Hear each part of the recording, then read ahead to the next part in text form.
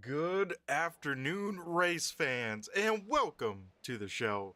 Tonight we have a good one here. It is race number 7 of the Winston 802 Cup Series here at Phoenix. Here tonight we have 29 drivers ready to do battle. It is, I think, it might be the largest field we've had so far this season, which is always awesome to see. A great car count here tonight at Phoenix, so that means it's going to be some action-packed racing. And I tell you what, 6 races completed, and we have yet to have a repeat winner in the regular season. The only person with 2 wins on the season is Jeff Pogo, but Pogo picking up one of those wins in a dual race. Of course, he won, I believe, race number 3 at Rockingham.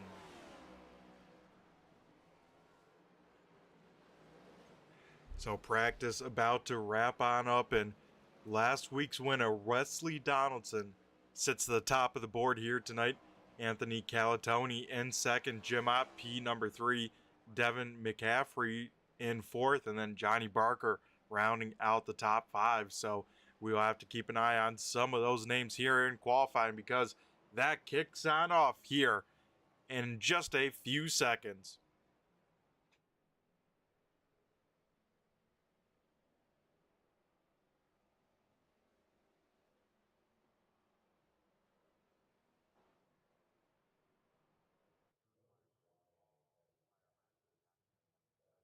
Just like these guys have had all season, and it will continue to be the same. 2-lap qualifying coming on up here.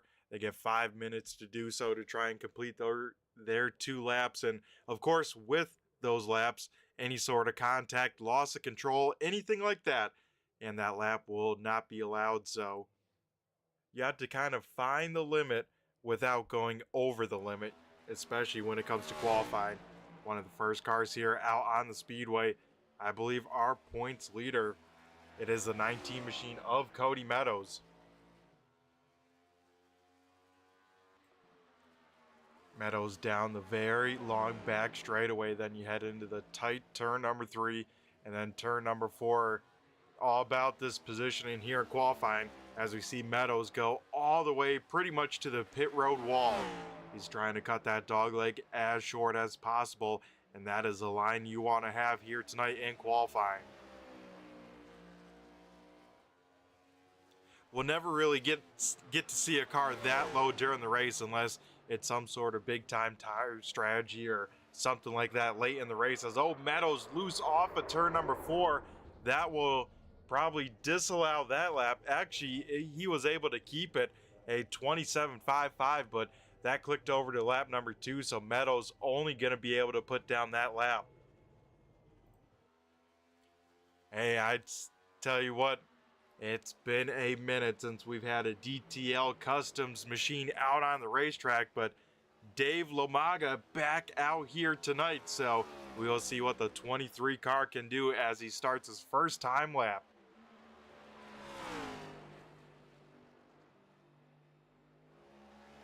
As we can see here tonight, 1 and 2 very, very sweeping, and that will kind of be the case. Cars will probably run that middle lane and then try and work either the bottom side or the top to try and get around someone.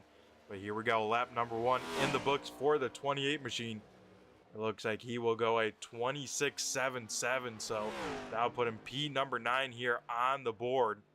As we take a look here at that board, and it looks like right now the 8 car of Kip Easley so far with the quick time, a 26.48, as we see Lomaga here on his final set of corners. The 28 car to the stripe, and it looks like he will not improve, a 26.85 for lap number 2 for the 28 machine. Now we'll go to the guy that's was sitting at the top of the board here in practice. Lap number 1 only good enough for a 27.27 from the 91 machine, so we'll look for some more speed here lap number 2. So with that kind of lap, that tells me Wesley here threw away lap number 1 completely, putting all the eggs in this basket here on lap number 2, and it's looking pretty good sideways to the wall. it looks like did not get a piece of it as Donaldson goes to the top of the board. Man, a 26.36. That is a good lap time here. As now we take a look here at the 23 machine. This is Joe Hudson. Hudson up on the podium at the big Riptide Radio 250. Of course, Daytona race number 1 officially here with the series. And Hudson able to finish up on the podium.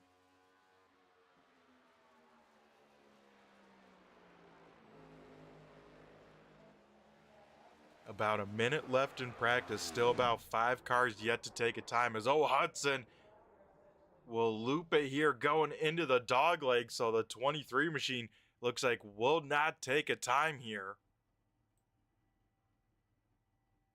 As he will try and get that car situated. Looks like Steve Ritter able to jump up to P number 2 here. Kip Easley sits in 3rd. Tyler Bellinger in P number 4, and then Jim Ott rounding out the top 5. So right now Wesley Donaldson looks like he will walk away tonight with that Riptide Radio Pole Award. So congrats here to Wesley walking away with that. So I believe, let me double check just to make sure. Yeah, I did not start on the pole last week with picking up the win here tonight. We'll start 2 spots better and lead the field to the green flag. As heck yeah, now it is shake and bake time. We head to the race. 160 laps here are going to be the distance here tonight. And I tell you what have you been drinking, my man? I got to know. Hopefully some good stuff here. I know we had a couple bush lights here this weekend, but trying to enjoy that last little bit of warmth before the winter weather rolls on in fully. As speaking about some nice weather here down at Phoenix, let's head down trackside and go through tonight's starting lineup.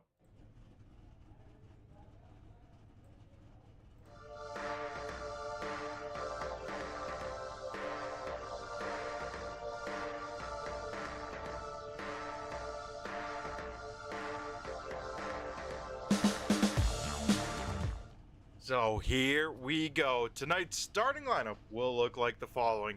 The 91 of Wesley Donaldson, looking to make it 2 in a row, will lead the field to the green flag. To his outside will be the 61 car. That is Steve Ritter. Pulling up to row number 2, starting on the inside, MP number 3. That will be the 8 car of Kip Easley. To his outside will be the 99, I believe his first start here with the 802 boys. It is Tyler Bellinger rolling off 4th. Jim Ott in the 4 car will start P number 5. In 6th place will be the 3. That is Tim Rogers. Rob Lowell in the 21 machine. He will start in 7th, 8th, going to Devin McCaffrey in the 29. Brandon Guerin in the 1 car will start 9th. And rounding out the top 10 will be the 97 of Jeff Pogo. Starting in 13th will be the 2 car. That is Nick Larson. John Fowler in the 26 will roll off 14th. David Lomaga in the 28 car. He will start P number 15 and 16th, going to the 48 of Brandon Finley. Seth Morrison in the 5 car will start P number 17. Anthony Calatoni there, starting deep in the field tonight. He will roll off 18th. Ron Hollyfield in the 25 machine. He will start 19th. And Landon Audit in the 15 will start 20th. 21st going to Tanner White. 22nd is Ariba Caton. 23rd going to Connor Patton. And then it is 24th for Cody Meadows. 25th will be Johnny Barker, Joe Hudson. 26th, Dan Holcroft. And 27th, Chris Broger will be 28th. And Kevin Roy rounding out the field as we go green flag racing. Out in front, Wesley Donaldson leads the field into the dogleg. We will see the field kind of fan on out through there. It looks like so far no harm, no foul. Everyone will get rocking and rolling through that corner. Going through that dog leg though can be very tricky to try and predict where cars will be. So if you got to have to kind of cut that dog leg to make a pass, it is your responsibility then to keep kind of off the cars around you, as well as, you know, merge or blend back into traffic safely. So it seems like the first couple laps, everyone getting it figured out. As we take a look here at the 3 car of Tim Rogers. Rogers on the charge, trying to get around the 99 car. He has slipped a few positions here to start the race, and I think that has just been because the Monster Energy 99 up in lane number 2 and 3, so able to get down now to the bottom, back in 7th. Out in front though, Wesley Donaldson leads the way, Kip easily up into 2nd. Steve Ritter falls back 1 position to 3rd. Jim Ott in the 4 car up to P number 4. Now it is Rob Lowell rounding out the top 5. Looking deeper in the field, a lot of cars side by side, 2 camo cars trying to get the job rocking and rolling down low. That is the Busch number 5 of Seth Morrison, as well as the 19 machine of Cody Meadows, the Bass Pro Shops.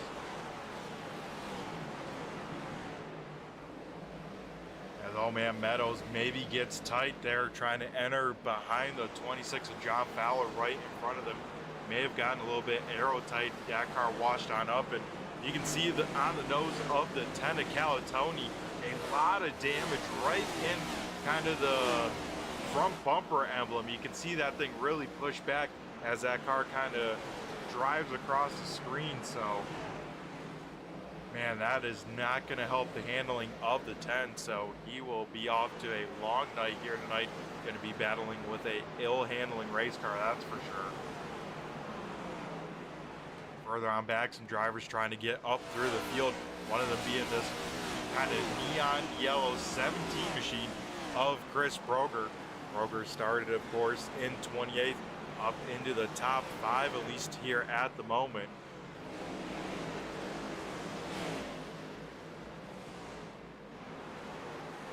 As the field's starting to spread on out, this could be a very, very long green flag run. It is definitely shaping up to be here at the moment. A little bit further back here, John Fowler under fire from now Meadows and maybe Calatoni, as Meadows will try and complete the pass here through 3 and 4. Calatoni will sail it in there deep on the high side. He will be able to put the power down maybe a little bit better than the 26, but of course that 10 car having that damage, that is definitely not helping.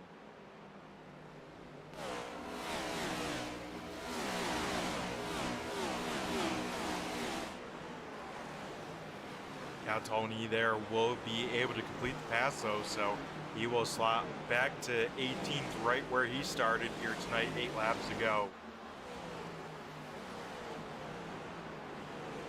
The driver though that has passed the most cars here in these first 9 laps, that is the 19 machine of Cody Meadows. He is up to 17th after starting in P24.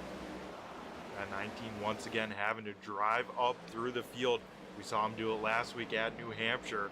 We'll have a very similar task here tonight at Phoenix. We head back here to a battle for, I believe, the 13th position here. That's David Lomaga there in that orange. I guess there's no orange on that car.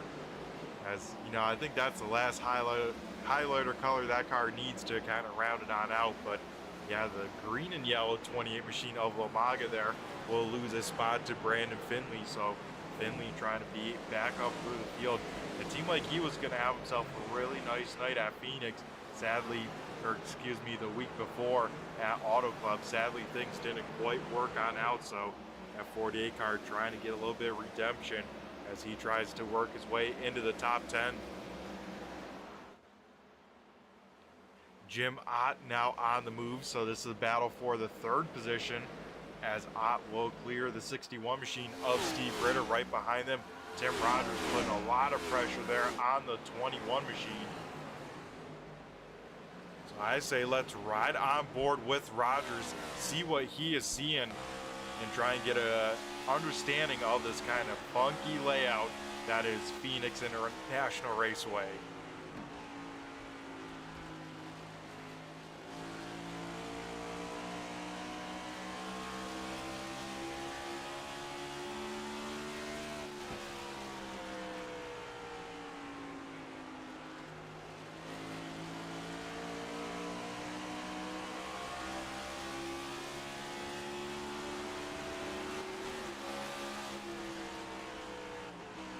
As you can see, Rob Lowe and now Tim Rogers able to get around the 61 machine of Steve Ritter. Ritter here will fall back in line, and yeah, I think you called it there in the YouTube chat land, saying Ritter's going to take it easy. That has been the case here. As I believe if this race goes green, these guys will be really close to kind of one-stopping it here tonight, so that should be really interesting if they can make it to about lap 80 or so.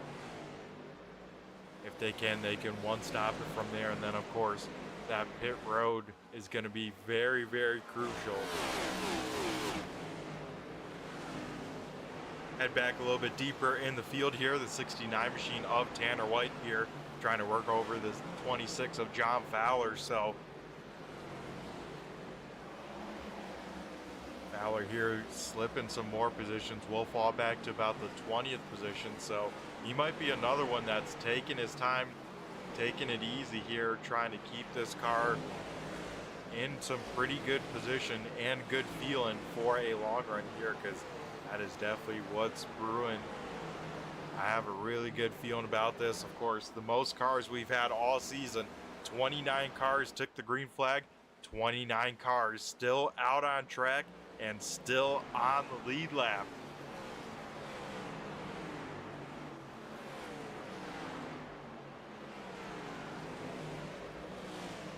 Connor Patton there in the 37 machine has a 24 of William Byron's Raptor on the car, so that will actually be the 37 of Connor Patton. He will complete the pass, will work his way into the top 20 for the first time tonight. And here comes Chris Broger. He has been prowling, making his way up through the field, so he will try and crack into the top 20 the first time here tonight. Has to get around those next two cars right in front of him.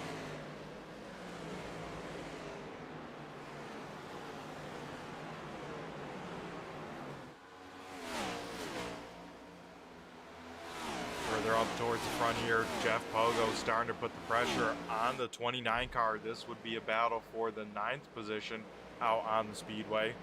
Devin McCaffrey, I believe, making his first start here, and so far so good, up inside the top 10. Trying to keep defending series champion Jeff Pogo at bay, but Pogo there into turn number 3 can throw a lot of momentum. So it seems like McCaffrey right in front of him gets a pretty good exit, so we'll have to bide his time for a little bit longer. Further on back here, Cody Meadows getting around Nick Larson, so Meadows up into 13th. He has now moved up 11 positions. So that 19 machine continues to work his way up it through this field.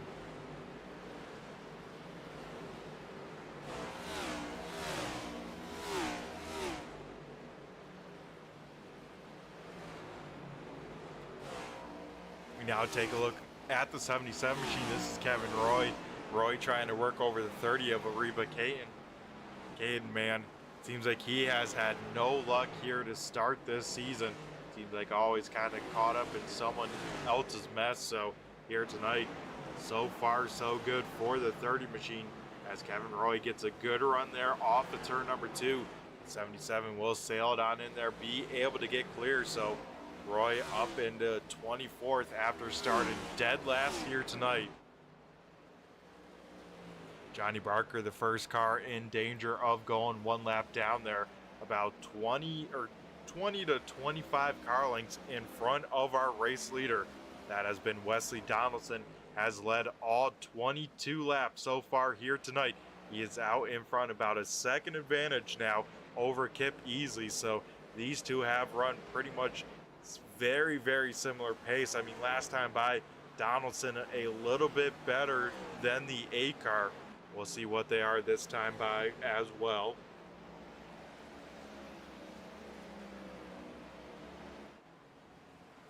Last time by, dead even for both of them able to throw down a 27.75. Some of the best times though out on track. Though the best time last time by was done by the 3 car of Tim Rogers. So Rogers continuing to try to work this long run pace, trying to find that balance to kind of fire off well and then be there at the end.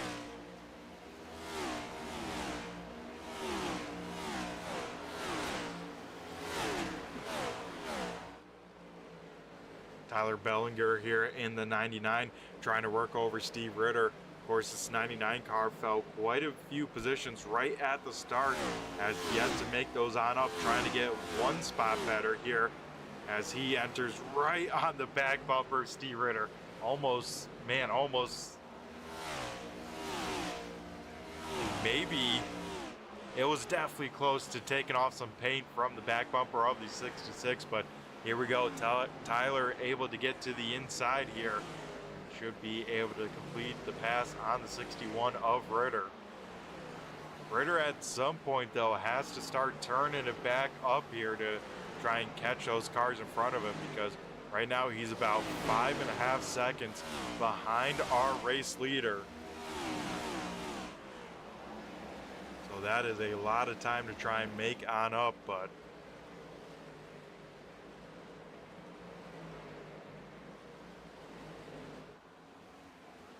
has no real battles yet on the speedway. Everyone about 2 to 3 car lengths between them for even the closest battle. This is one of them we're looking at here as Tim Rogers still tries to hound down the 21 machine. Rogers not cutting the dog leg there. The 21 machine though will go down there, try and gain a little bit of ground, but seems like right now Rogers could have the better handling race car. He just has to be patient here, wait for a mistake from the 21, and then be able to pounce at the opportunity.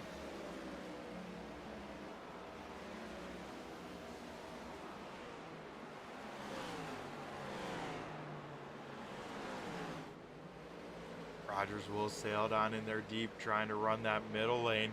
Johnny Barker has now gone 1 lap down here, so he is the only car 1 lap down, and it sounds like Barker having some pedal issues out here tonight, so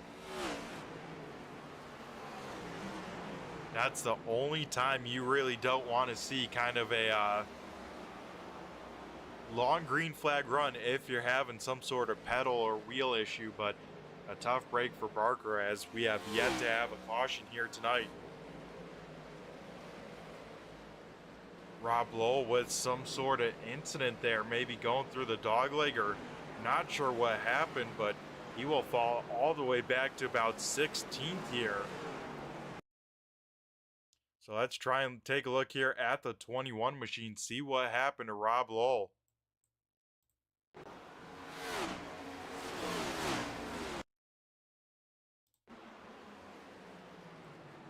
As we will watch the replay here from the 21, and oh, just got too much paint there going into turn number 3. Was able to somehow keep that car off any walls.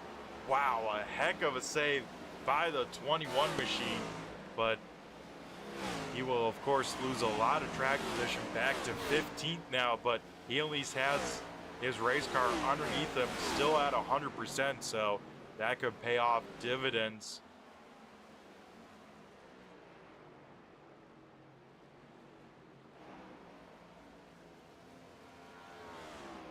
So now that leaves Tim Rogers with some clean air in P number 4, so he will try and work his way through and try and get up to the back bumper of his teammate of Jim Ott.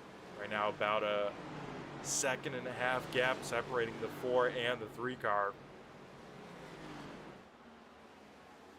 Cody Meadows, he has driven up into the top 10, trying to get P number 9 now from the 29. Meadows will be able to run the shorter distance, and he will be able to get clear by the time they hit the stripe here. So Meadows up to P number 9 here at the moment. Right in front of them, a 3-car battle starting to form here as Steve Ritter under fire from the 1 and the 97 as well. That's right on board with Steve Ritter, looking on back to those cars right behind him.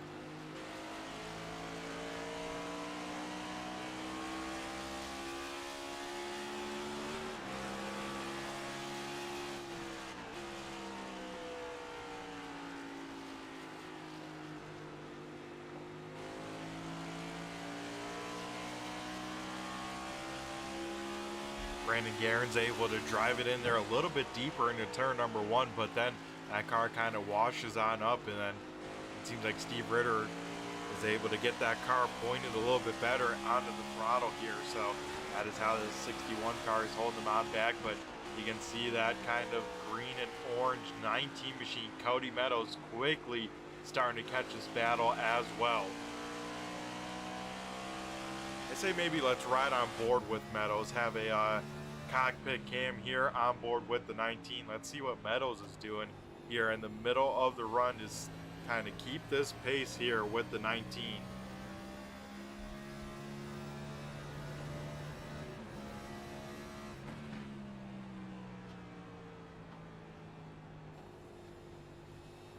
Brandon Guerra may get a piece of the wall there into turn number 1. Those two are teammates battling in front right there, the 97 and the 1, part of that Huna Gang Racing.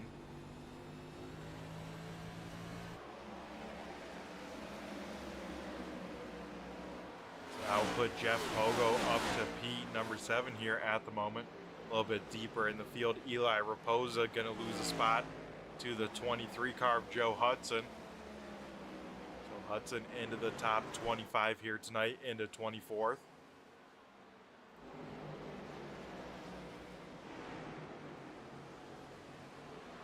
Now John Fowler is on the attack, so Fowler's starting to turn back up the pace. Those cars that got around him to begin the run now under fire. The first one looks like the 69 machine of Tanner White. Oh, as they make contact there, Tanner White hard into the inside wall. It looks like John Fowler here in the 26 will continue to race here, as it looks like Tanner White will get that car rolling, but heavy front end damage to the Cracker Barrel 69. So White will probably get that car down to pit road, but man, I tell you what, another driver that has had 0 to maybe a %.5 of luck. That is a 69 car of Tanner White.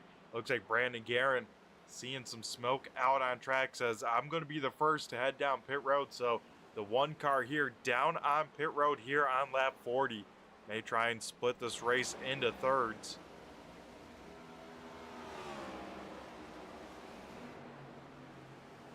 As now we see the 21 machine trying to make his way back through the field. Currently trying to get around the wounded 10 machine of Anthony Calatoni.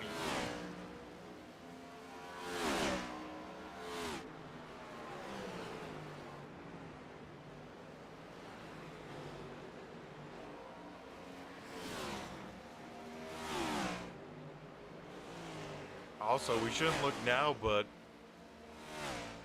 the gap for second within 5 car lengths, Jim Ott has run down the 8 car, and it looks like Kip Easley may have a rear view mirror full of the 4 car here in just a few laps.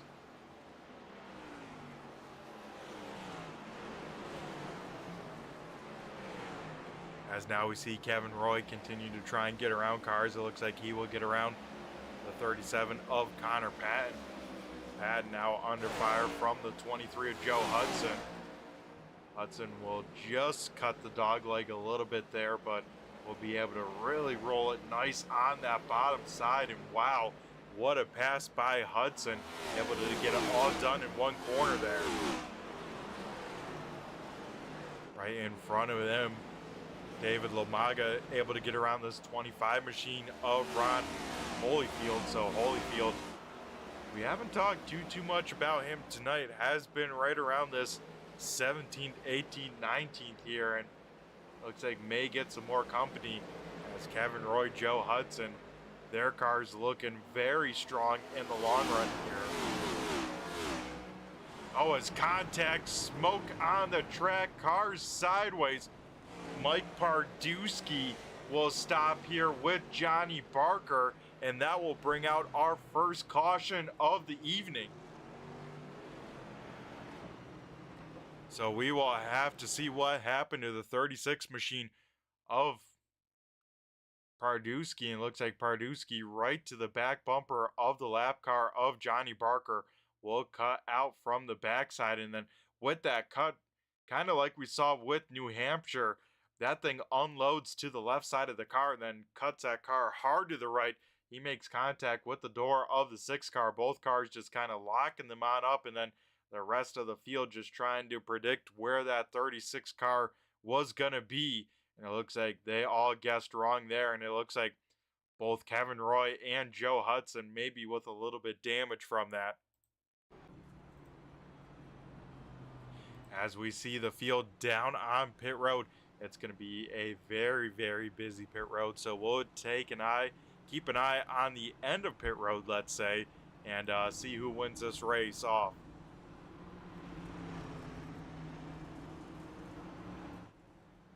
So Wesley Donaldson down and away in his box. So we will keep an eye, see where everyone else will shake on out. I assume 4 fresh tires as well, filling it up with fuel, because definitely by this point, all tires are going to be fairly worn. Looks like maybe the 88 machine of Dan Holcroft was the lucky dog, as off pit road, Joe Hudson will be the first. Looks like Hudson may have missed his pit stall, so we'll roll on through. So we'll probably be back down next time, but looks like the winner off of pit road, Wesley Donaldson, then Kip Easley, Jim Ott, Jeff Pogo, and then Devin McCaffrey there.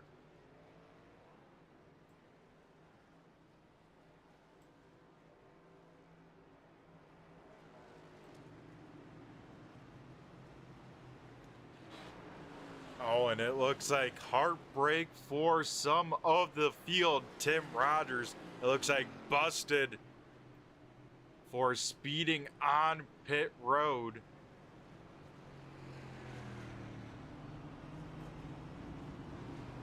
Looks like maybe Cody Meadows as well dinged for speeding.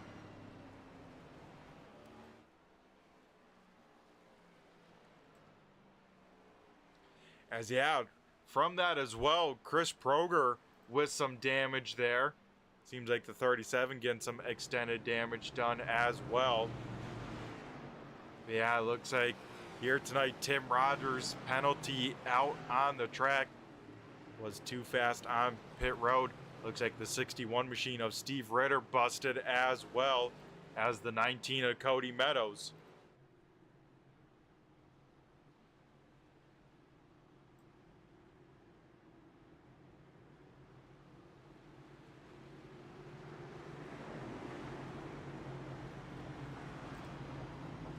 I'm trying to see what happened after, but looks like maybe some other kind of incidents may have.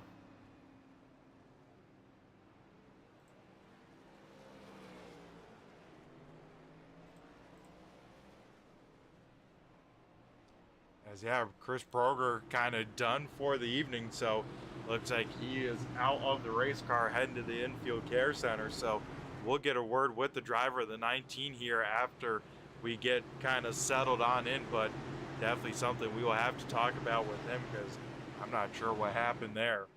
As it looks like Joe Hudson gonna stay on out. He will lead the field to the green flag. Has been the only car to lead besides the car starting to his outside. Man, oh man, one car staying out on old tires. This could get very hairy, as Joe Hudson gonna wait and fire on off very early, and we head back to green flag racing here at Phoenix. Hudson will get down and away. Very good start there from the 23 machine. Will at least lead into turn number 1, as Wesley Donaldson looks to the inside. Couldn't quite get the job done there. Will do so down the back straightaway. Side by side, and Wesley Donaldson back to the point. 3 wide for a split second there, as the 48 machine of Brandon Finley still trying to run through the field here.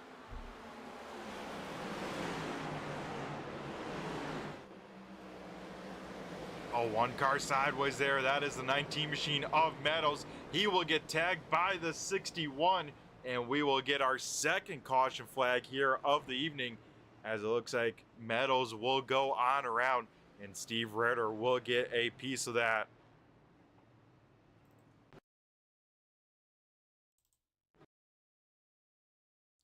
So we always take a look here, see what happened going into turn number one. Oh, the 19 machine into the side of the 30, and that's what's ultimately what sets Meadows' car in the sideways motion.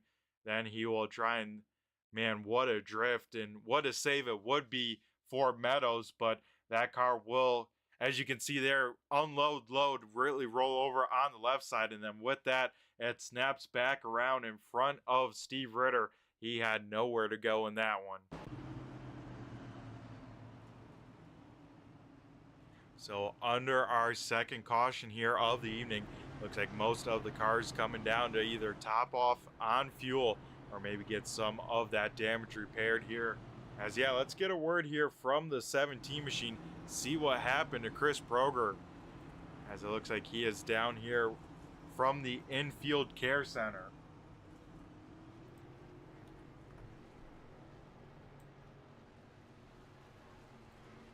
Hey Chris, you got copy? It's Brett the Jet in the booth here. Yeah, I got you. Alrighty, man. What happened out there to you? We went to caution, and then all of a sudden I see you on pit road for extended time. My tires decided to do a Willie B. I blew my right front going into one as the caution flew. Wow. Yeah. And well, at least this one is self-inflicted. Yeah, and did you get any sort of warning? Because it didn't seem like your pace was that killer to be blowing a right front in 40 laps. No, I don't know. She just didn't turn going in. Like the whole time. It was fine. And then I don't know if I just got some trash on the tire or something. But yeah, it just went, no, I'm done steering. And it just went. I mean, I went around, so dragging the tire might have popped it too. But you know, the readout when I pitted was at 0 on my right front. So at least I made it further tonight than I did last week. Yeah, it seems like, man, you have had zero luck. It seems like quite a few drivers with that, but you definitely are one of them because you're making your way through the field there pretty well. I mean, it was good. Like starting off, I was shifting into fourth gear, both sides, and then about 35 laps in, I'm like, I'm just not getting enough rotation, so dropped it to third, and I was able to actually start moving again, which was nice. So yeah, I mean, it was fun. I mean, you're talking to me through the window net. I'm definitely getting back in there, but yeah, no, it's good racing. Like the track and everything like that tonight is pretty good. Yeah, it seems like a pretty racy combo. It seems like especially 1 and 2, you could go any lane you kind of feel like your car's the best in. Yeah, and it had the grip. I mean, you know, Caution. probably putting a little more wheel into it than Slow her down. I wanted to. As it looks like they're wrecking some more cars here once again. So, Chris, this is definitely helping you. All these caution laps could help you lose at least a few less laps. Yeah, I've got probably another 3 minutes left, so they're replacing the front end. All right, there we go. That front end getting some new parts. But, Chris, as we let you get ready to get back here, back out on track, anyone you want to give a quick shout out to here on the broadcast? Just to the admin team.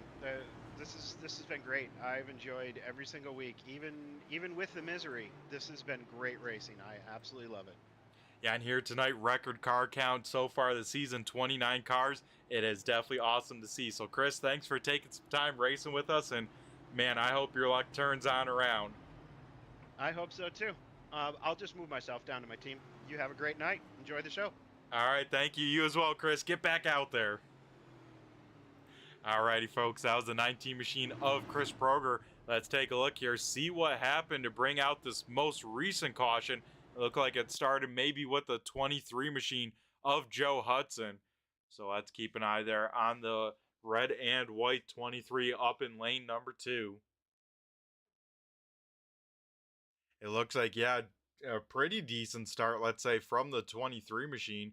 And we'll see if maybe there's contact. Oh, looks like maybe Kevin Roy gets into the side of Hudson. And yeah, that's what kicks it on off because those two cars will spin down in the dogleg. And we'll see who else was collected in the calamity. Looks like Tanner White there able to sneak on by David Lomaga will get a piece of it.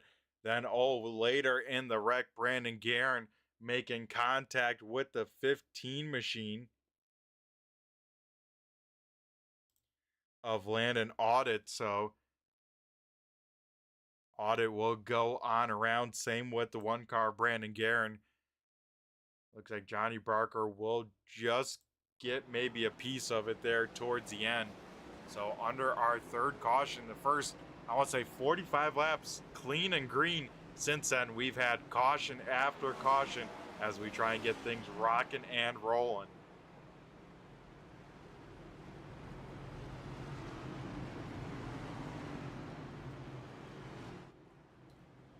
Lights are out on the Phoenix Raceway, so we are going green this time by the iRacing pace car. Heads down pit road, and now the field makes their long way around to the restart zone.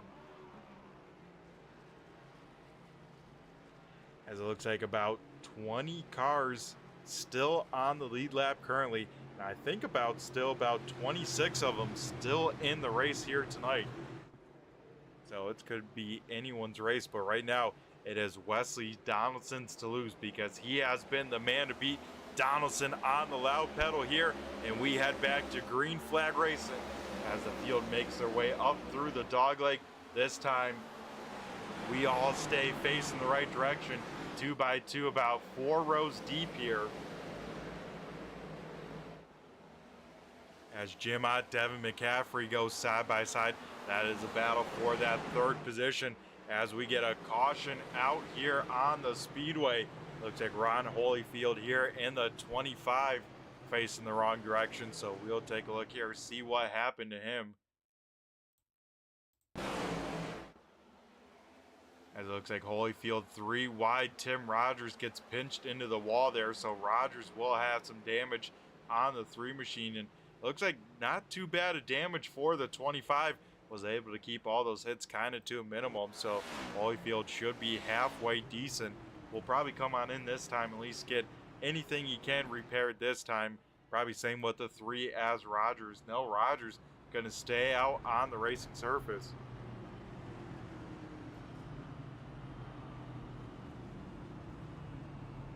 So interesting call here from the 3 car to stay on out, being involved with this 4th caution. As we can see both fenders on that race car pushed on in.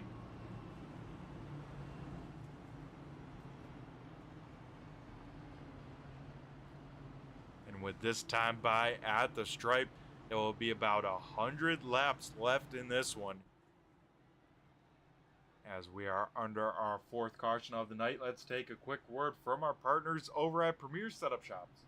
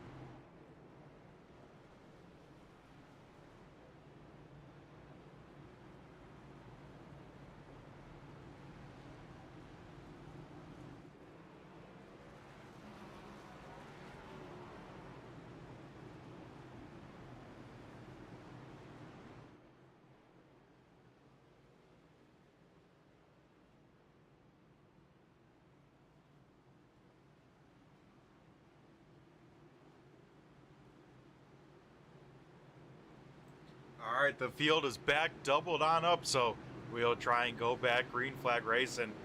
Like I said, the first 45 laps clean and green since then.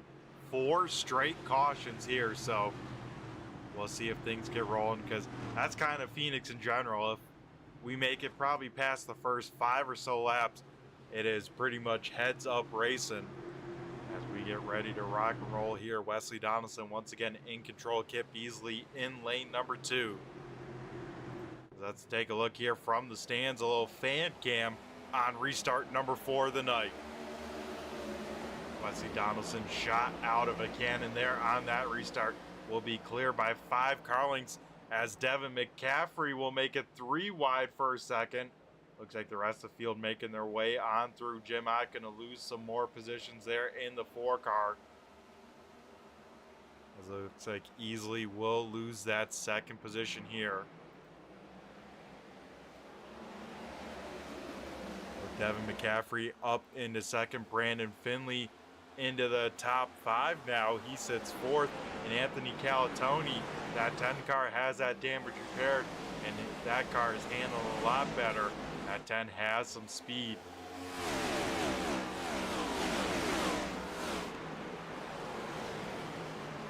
Deeper in the field here, Jeff Pogo will hold off the 5 car, Seth Morrison.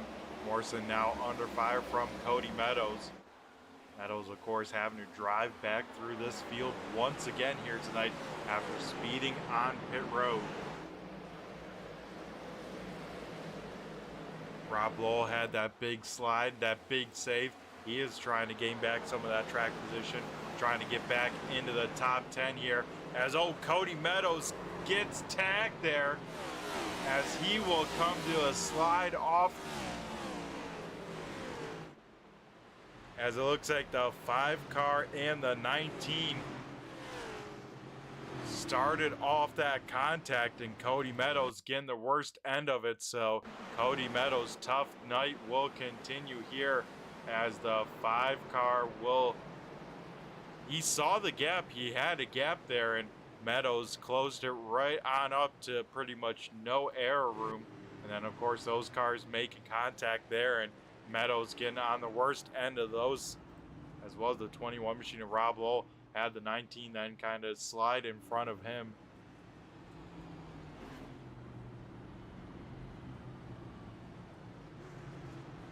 As now it makes it 5 cautions in a row here. Most of these secondary cautions have been 2 or 3 car incidents, but looks like I think this one, Mike Pardusky, may be the lucky dog here, so.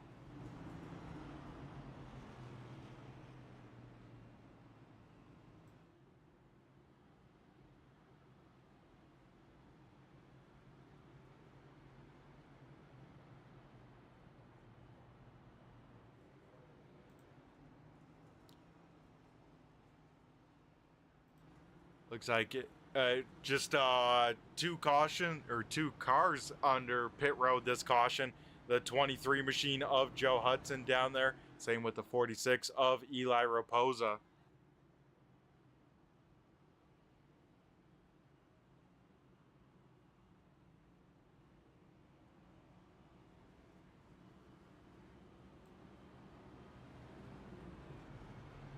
As it looks like the 88 machine of Dan Holcroft, he will actually be the lucky dog recipient this time. So now that will put 20 cars back onto the lead lap here as Holcroft gets back onto the lead lap.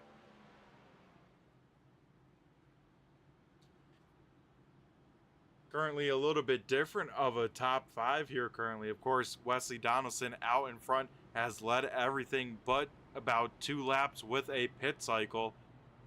Devin McCaffrey up to P number 2. Kip Beasley back to 3rd where he started here tonight about 67 laps ago. Brandon Finley up into 4th. Anthony Calatoni rounding out the new top 5.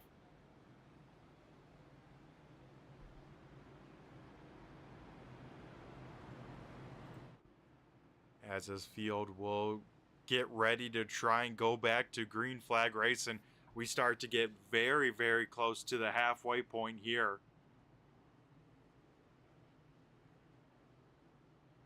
And I think the game plan from this point on is try and make it to about lap 115, 120. Break this on up to 1 more stop and then race it out to the end. As here we go, Donaldson and McCaffrey on the front row.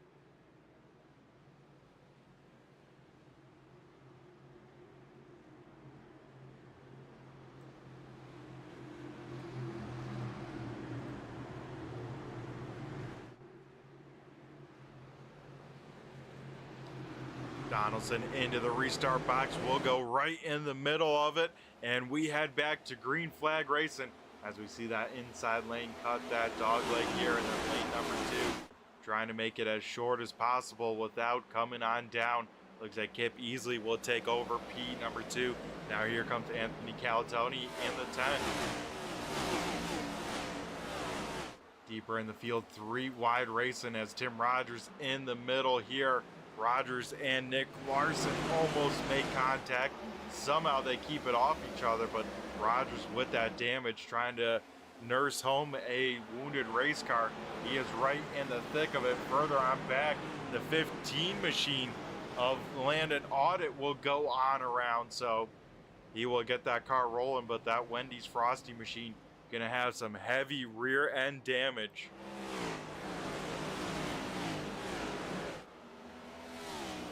Kevin McCaffrey, Brandon Finley side by side here. This is a battle for the 4th position currently ongoing. Finley will get into the side of McCaffrey.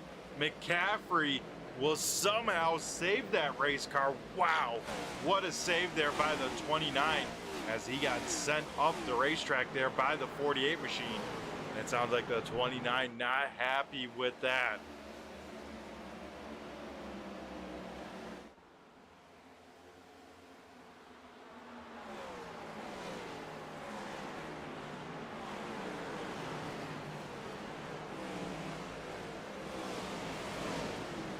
So McCaffrey will fall outside of the top 10 here. Currently now battling for the 12th position with the 37 machine of Connor Patton.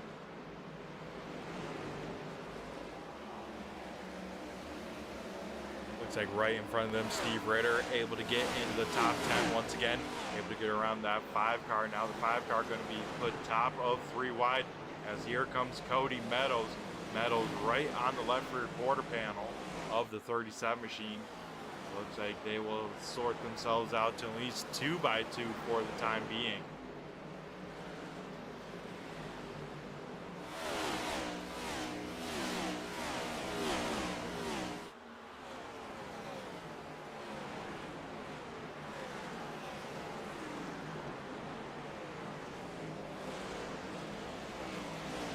Right behind them, Ron Holyfield trying to make his way back up through the field.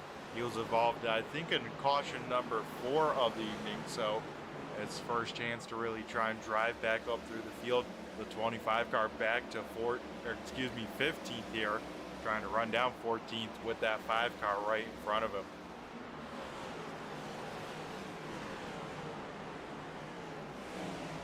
Let's ride on board with the 5, looking on back from the left rear quarter panel. Like Seth Morrison there gets a good run off of turn number 2. Will give themselves a little bit of breathing room, but then, man, Holyfield carrying a lot of speed there through turn 3, but is that going to tear up that right front? Because we already heard here once tonight of a right front tire blowing on a car. Morrison will move up to kind of a higher lane that time by through 3 and 4. Try and maybe give the 25 a little bit of some of that dirty air.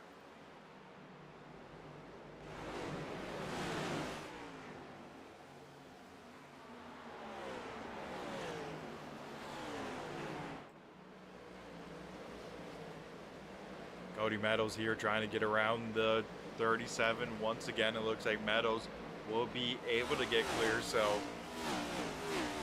again, Cody Meadows trying to drive his way up into the top 10 here, as it looks like he will be able to hang on to that spot. Connor Patton right behind him, thought about making a move into turn number 3, thought better of it once it got time to make the commitment. Up towards the front here, Brandon Finley under fire from Tyler Bellinger.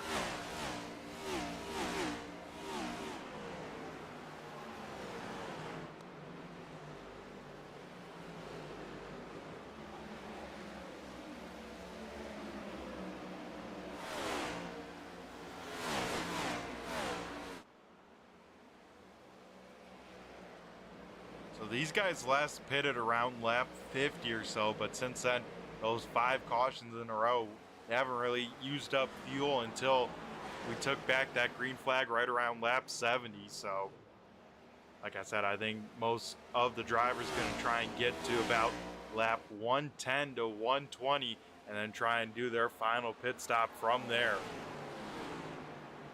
You see a battle for second starting to heat up here as Anthony Calatoni here putting a lot of pressure on Kip Easley. Easley will kind of time the lap car bad there, as this time by though for our race leader right in front of him, Wesley Donaldson. Will see the cross flags here tonight, halfway down, halfway home here in race number 7. Calatoni continues to put the pressure on. I say let's ride on board with Calatoni, see what he is doing to try and set up this A car for this pass. See if he's maybe backing up turn number 3 here or turn number 1, and then just tries to really focus on that exit. That time Calatoni, man, was able to keep a lot of momentum rolling from apex off, and you can see how much he closes on up as he will now look to the outside of Kip Easley. Easley will have the shorter distance, but here comes Calatoni with the run. Won't quite get there in time, so we'll have to set up 3 and 4 that same way he did last time. Looks like Calatoni will just get a piece of the wall. We'll take a look now to the inside of the A car. We'll have position, so we go side by side for second. Calatoni gonna try and clear off of turn number 2. He will do just that. So he will be up to P number 2. Got that damage repaired on the 10, and that thing's driving like a whole new race car. Cody Meadows has made it back up into the top 10 here tonight. He is up to P number 10, just got around the 61 machine of Steve Ritter. Ritter has pace in that 61, but I think once again going for that long run pace, taking it easy, going to try and turn it up throughout the run, but he started up towards the front, I believe P number 2 here, so when that 61 decides to turn it on up, he knows how to do just that, to lay down a flying lap or 2.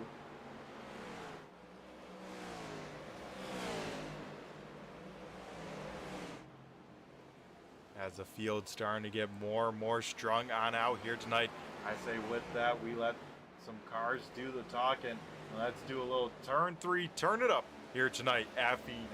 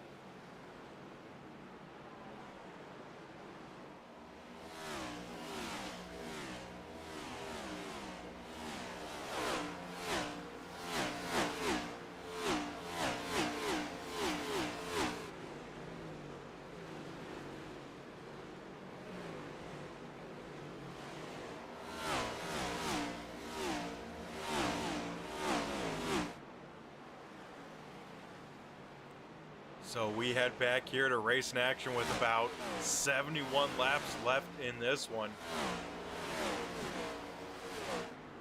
Jim Ott there able to get around the 99 machine, so Ott back into the top 5 here tonight. F4 cars seem like maybe, if not the car to beat at New Hampshire. Of course, got in an incident just after the halfway point. Looking to rebound here tonight.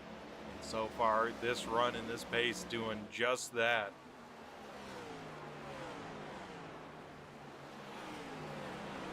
Battle for the 9th spot on track here. Tim Rogers still with that damage number 3. will lose that spot to Cody Meadows. So Meadows up to Pete number 9.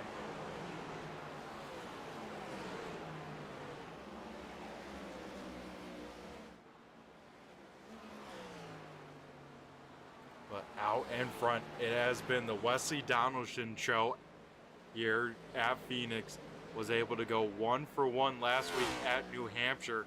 Here trying to make it 2 for 2, 2 starts and 2 wins. He has led the most laps here tonight as his teammate Anthony Calatoni sits in Pete number 2. Kip Easley currently holding down the 3rd position. Brandon Finley up to 4th, and Jim Ott back 92 laps ago, started in 5th. He is back into 5th. Tyler Bellinger in the 6th position here in the Monster 99, but maybe not for long because 7th of Jeff Pogo starting to close in the gap.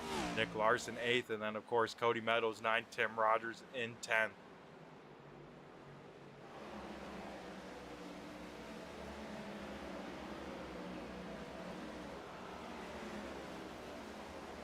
Ron Holyfield here working over the 5 car of Seth Morrison.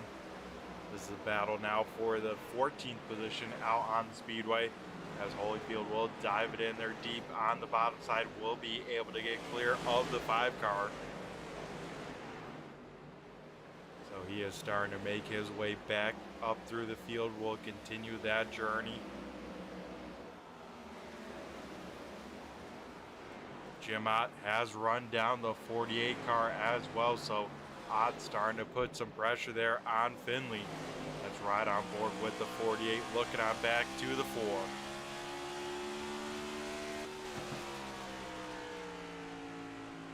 You can see right there, Jim Ott able to drive it in very deep compared to the 48 car into turn number 3, and Ott right there as well with corner exit speed. Ott will take a look there to the inside of Finley.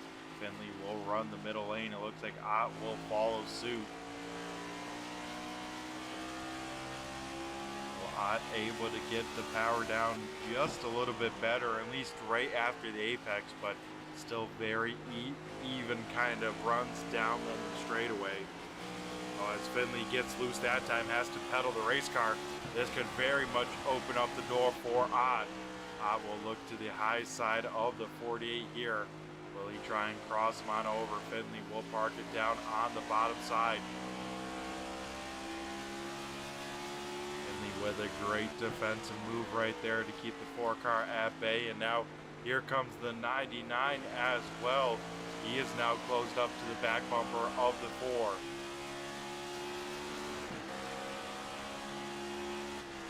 No one of these 3 cars ducking down to cut the dog leg here. Once again, Ott very, very deep into corner entry. Kind of a double apex there from the 4. Able to exit off the corner, very low, but not quite the run he needed yet to get around the 48.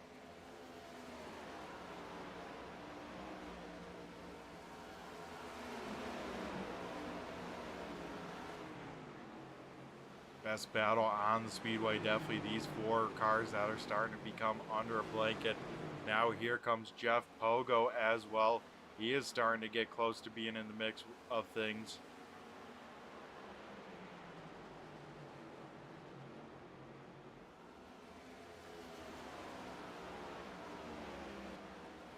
Brandon Finley able to buy himself a little bit of time with some breathing room between him and the 4 machine, but Jim Ott still has yet to kind of lighten up that pressure here.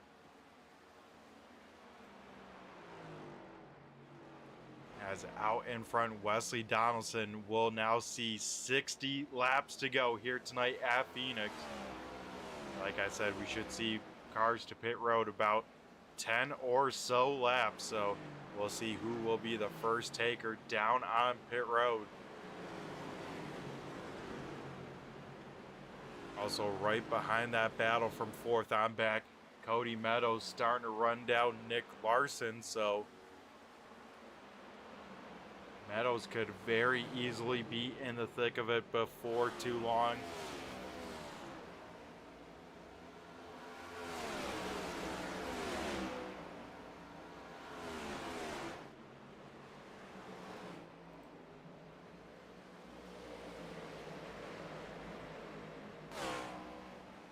As Kip Easley in front of this battle about, I want to say, has 3.5-second advantage here over the 48, but now the 48 starting to get a lot of cars behind him here.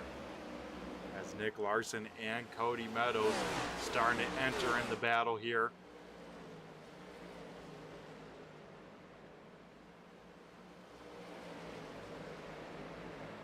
Still to come tonight, still one entire round of pit stops for each and every driver out on the racetrack. Right now it's looking very likely that it could be green flag pit stops. As the top three are checked on out, fourth on back, it is anyone's race as we'll cut the dog leg there, try and get a little bit of an advantage there on the 48, but looks like once again Finley doing a great job out in front. Ooh. We'll drive that car right to that outside wall on turn number 2. Finley definitely wheeling this race car here, definitely trying to push that pace to keep those cars at bay. Will once again cut the dog leg there. Once again enters in that middle lane into turn number 3, then gets that car to kind of turn down the racetrack, get that straight exit off of turn number 2. As I say, let's ride on board here with Cody Meadows. Let's take a look, see what he has seen with all those cars in front of him. As just as we jump on board, Meadows will get a piece of the wall there off of turn number 4. So you can see cars all over the track on turn number 1, trying to keep some clean air on the nose for the downforce. As old man Brandon Finley, Jim Ott get into it a little bit. Contact between the two of them. Ott now looking to the bottom side. Finley gonna take it all the way down low. So we go back up to this battle here. As last lap, those two made some contact, I believe, going into turn number 3.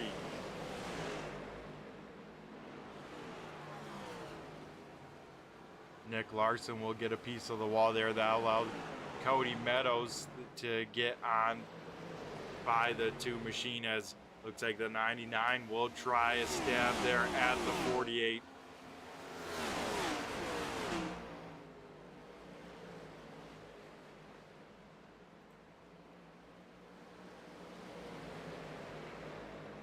As it looks like our first taker down on pit road, that'll be the 29 machine of Devin McCaffrey. So that will kick off the start of green flag pit stops, as we have a barn burner of a battle from 4th through 9th position out here late in a run. Jim Ott once again able to get back by the 99, so Ott will try and once again try and set up this 48, as last time contact between the two of them. That will be on the forefront of both these drivers' minds.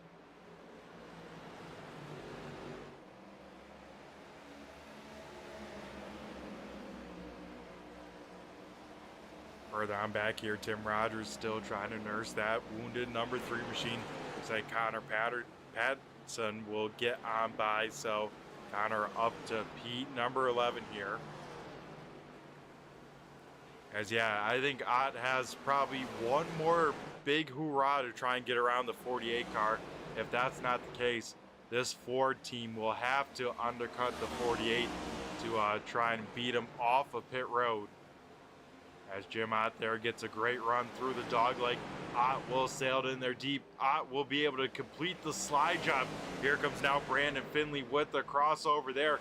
Finley gets tight, has to get out of it. Contact between cars 3 wide, and Finley will lose quite a few spots there. Though he will try the crossover here, so the battle's still on 3 wide through the dogleg. Meadows in the middle, Jeff Pogo up top. Brandon Finley down low. Finley will back on out of it. It looks like this 48 car gonna bring it to pit road. So the first driver inside the top 10, down on pit road right when the caution comes out. Oh man, did Brandon Finley make it to pit road before the caution came on out, or does he have a penalty? We'll take a look here and see what happened to the 48. Will he come in for service? It looks like he will.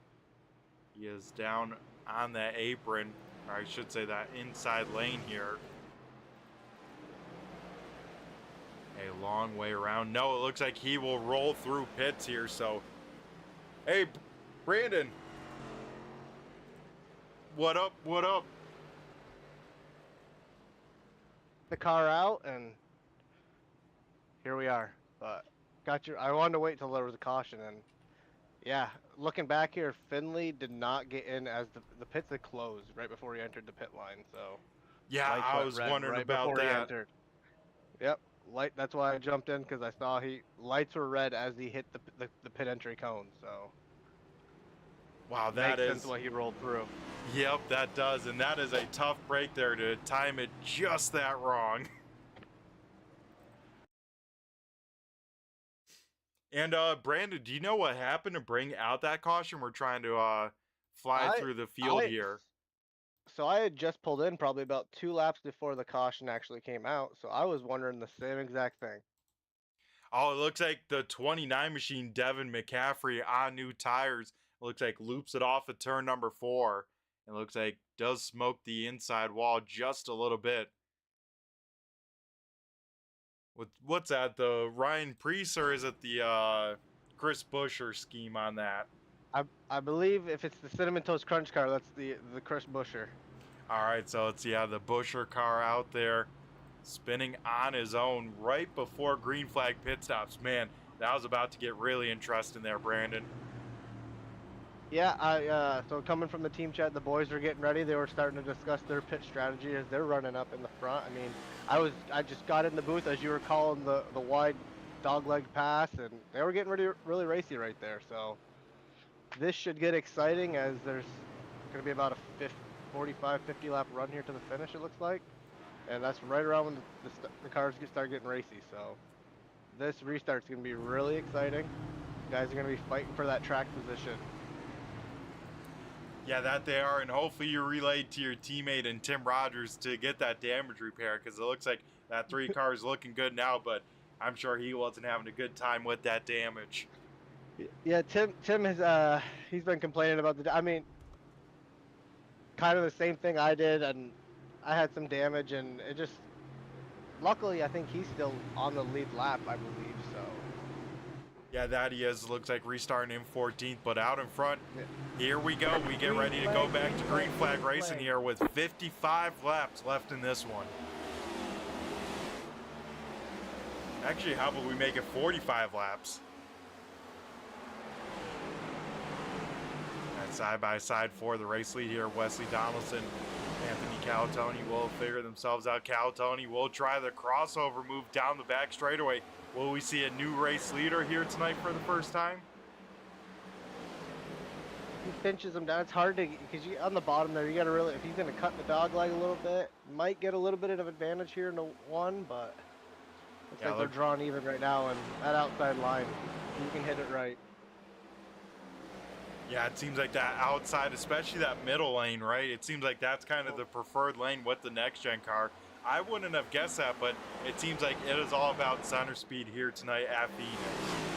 Yeah, a lot about the center speed, rolling the corner, keeping your speed up, not using the brake as much as you would think, is kind of been the name of the game here. At least for my teammates that were running up front, that's what they were talking about.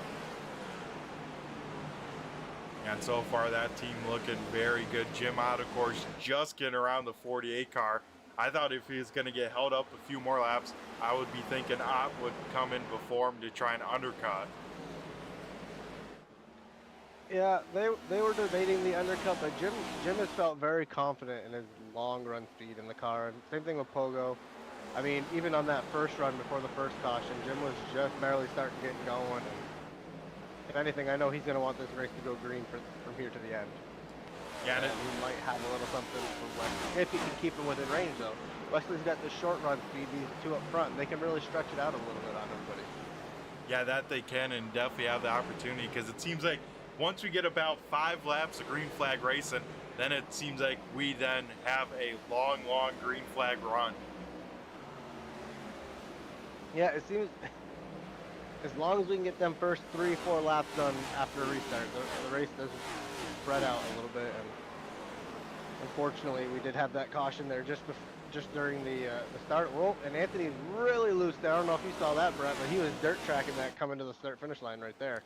Yeah, we missed that, but a good call out there, Brandon, to catch our second place driver. Maybe struggling with the car as, we get a kind of an interestingly timed caution here. As I think the 69 machine of Tanner White bringing out this caution, so we'll see what happened to him. Looks like maybe battling the 88 of Dan Holcroft, and it looks like just grabbed the paint a little bit too long and tried to spin that car on out. White does a great job, though, keeping it off the wall.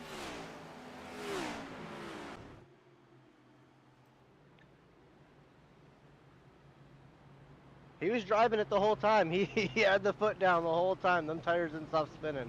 He definitely wasn't trying to get that caution there, but yeah, he tried to hang on to that one. And Brandon, I was gonna ask you, do you come down and take a set of tires? Because what do you guys think? You have 1 or 2 sets left here? I would say most guys have 1 set.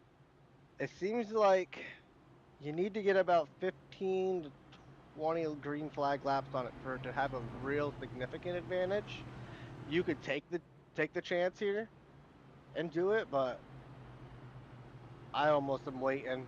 I gotta at least wait till about lap 140-ish before I'd probably take my last set of tires, just because you get that caution late and you take them now, you're just done. So it's a risk. You could take it, but yeah, the only way we saw most guys. I think most guys stayed out anyways, but. Yep, that they did. I think only about 4 cars down on pit road. And yeah, it's pretty much the gamble of if it goes green to the end, if he did take some tires, that could be the winning strategy. But yeah, like you said, I think only 10 laps here currently on this set of tires, so definitely not worth it. Yeah, and I feel like once you hit like the 20-25 lap mark, the tires are falling off about a second, maybe a second and a half, and it kind of plateaued there for the next 30 to 35 laps. So that you get that 20 lap mark, that's the spot where I'm looking. I mean, who knows?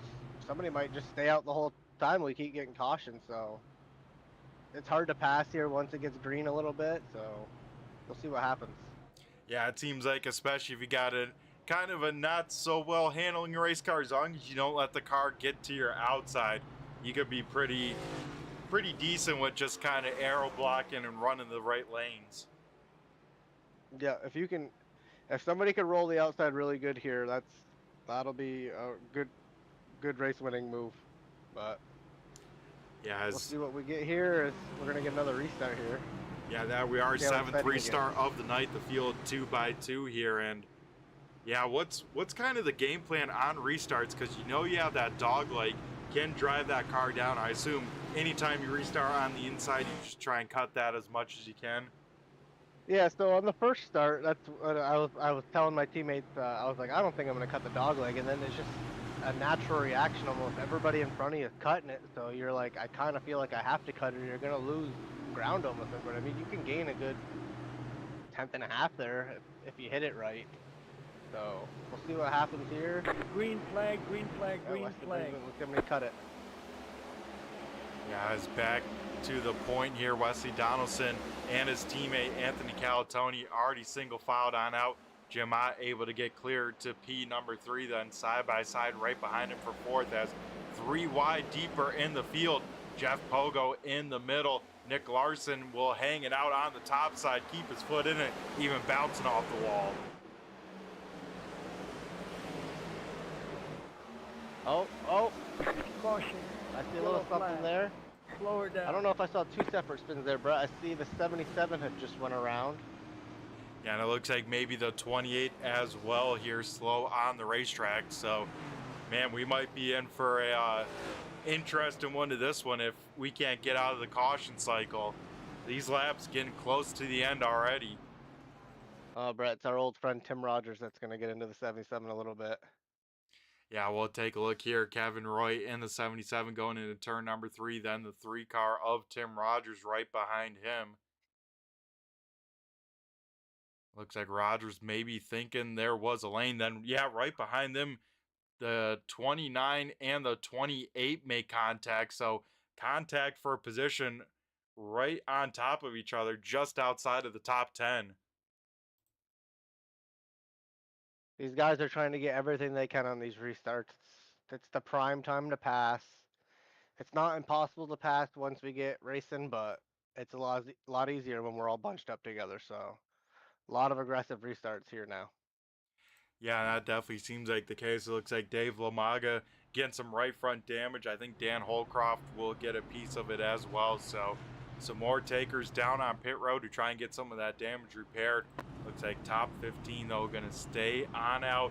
I think with all these cautions, too, I think we're up to, what, 21-ish cars on the lead lap? Yeah, I got 20 and, well, Dave was the lucky dog candidate, so he was involved in that, so I'm not sure if we will get another one on the lead lap now. It looks like Arabia might be getting the lucky dog as a 2-lap down car, so we'll have 20, 21 cars in the lead lap when we go green. Yeah, it looks like actually it will go to the 6-car Johnny Barker, so not sure how many laps total Barker is a lap down, but at least we'll get one of them back this time. Johnny he was 2, so he'll go to 1 lap down, so that's the guy late in this race. He gets back on the lead lap. Maybe right when he gets back on the lead lap, Brad, he says, "You know what? I'm going to take the tires." Yeah, exactly. If we get a quick one here, maybe he says, "I'll take the tires and try to drive to the front." Exactly, So, because I heard from the start of this one that the 6-car having some pedal problems. I wondered with all these cautions if he got that kind of figured out, because it seems like once he gets that, he's another guy that can drive up through the field. I think being behind him a few laps after I fixed my car, I believe that Johnny Barker did get the brakes fixed. I could not catch Johnny Barker. So, unlike the beginning of the race where we all kind of flew by him and lapped him a couple times, Johnny Barker's car, I believe, is back up to, I'll give it 90% without talking to him. Yeah, and that's a good sign for him. Now could sit in a really good spot. If he gets the lucky dog back on the lead lap, then he can start passing cars, of course, for position. As here we go once again, the iRacing pace car heads the early left-hand turn down to pit road. Then it's just a long pace here to the restart box, right? It is such a long pace. Seems like it takes forever, but we were talking about it in our Discord saying, I don't know why they don't chop half this wall off it. But here we go as we get ready. Wesley's going to lead them in. Yeah, it seems like the last couple times the 91 goes in the middle of the box. Still, once again, right in the middle. Maybe a little early, but overall a great start. How about from Jim Ott as he looks to the inside of the 10? I was going to say Jim Ott hung on the quarter panel of the 10 a little bit better this time. Oh, it looks like I saw a little bit of smoke there, but I don't know if we're going to have a caution quick. Yeah, it looks like Connor we're going to stay green. Got into the side of Nick Larson there. Those two making contact. It looks like Connor will draw that car to pit road here, so we'll stay under the green flag, but a tough break to Nick Larson was right around the top 10, now back to 17. I'll tell you what, Bryce, see Anthony Luce again coming to the start-finish line. He is wheeling that thing trying to catch his teammate. Yeah, he's maybe trying to burn up that right rear a little bit, as well as right behind Cal Tony. We see some side-by-side battles. Cody Meadows still trying to make his way back through the field for, what is it, the second time here tonight? I believe the second time. He started in the back, made his way up through, then had I think he had a spin or something, and then he made his way back up through again. So Cody has a fast car. Now let's see if we can get to the front and do anything with the top 3 there. Yeah, as he tries to work over Tyler Bellinger there in the 99. Those two dead even going into turn number 3, right in front of Jeff Pogo. And little door bang there. I don't know if Cody was expecting the 99 to cut the DogLeg more, but I'm surprised Cody has not made this pass on the outside, having the momentum. Tyler really holding up strong on the inside, especially when it looks like a little bit of left front damage. Yeah, more contact between the two of them as they continue to lean on each other just a little bit, but man, Meadows drove it into 3 super deep there, able to get clear. He had to do that. You can't be side by side for too long here. Even if you're on the outside, I mean, you're burning up your tires racing somebody. So you want to pass somebody as fast as you can. Yeah, and that's definitely the case from here on out too, because those laps continue to click on by. We are getting very close to the countdown clock here with 25 laps to go here in just a few laps.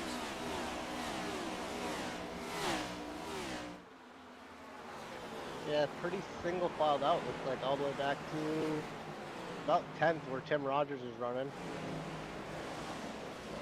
No real side-by-side battles now. Pogo's trying to get a little bit of something on the 99, but Yeah, we'll follow him into turn number 3 here. We'll continue to try and put the pressure on him. And yeah, Brandon, it seemed like your night was going halfway decent, but involved in a caution. And since then, those cars probably not driving super well for you. so early in the race when we kind of were having that long strung out run, I overtook turn 1 a little bit, got into the wall, and I think I broke a toe link or something on a green right before that the first caution had come out, and I had about 4 minutes worth of damage. So ever since then I was about 7 laps down and kind of was just out riding out there. I got involved in that one accident, picked up a little bit more damage, but got to the point where I was like, it's 3 points that I can lose. I'm not really going to gain anything, so decided to park the car before we wrecked it more and just get it ready for next week. Man, and we just had 3 cars hit turn number 1 while, like you mentioned, you did earlier. Rob Wold, Nick Larson, and I think Seth Morrison got a piece of it there. And I guess you're kind of a cautionary tale. You can get the wall, but don't get it too hard, right? Yeah, you don't want to get it. I mean, my teammate Pogo was right in front of me, and I said, I don't think I hit it that hard. And he's like, dude, it looked like you were trying to drive that wall down. So it didn't feel like it was a hard hit, but it was enough to break the toe link and just long enough damage to where if it was under caution, I probably wouldn't have lost as many laps. But being the caution didn't come out until I was just about done repairs, we lost 7, and that didn't help. But, Yeah, that's yeah, definitely. you got to be careful entering 1 because you try to drive it in almost the same every lap, but sometimes you can overcook it just a little bit. And once you get up a little bit too high, it'll just keep skating. Yeah, it definitely seems like the case. You get up in the marbles and you're just along for the ride at that point. Because I forget, do you guys clean off marbles at all, or do you guys leave the track as it's running? I believe the track stays the same.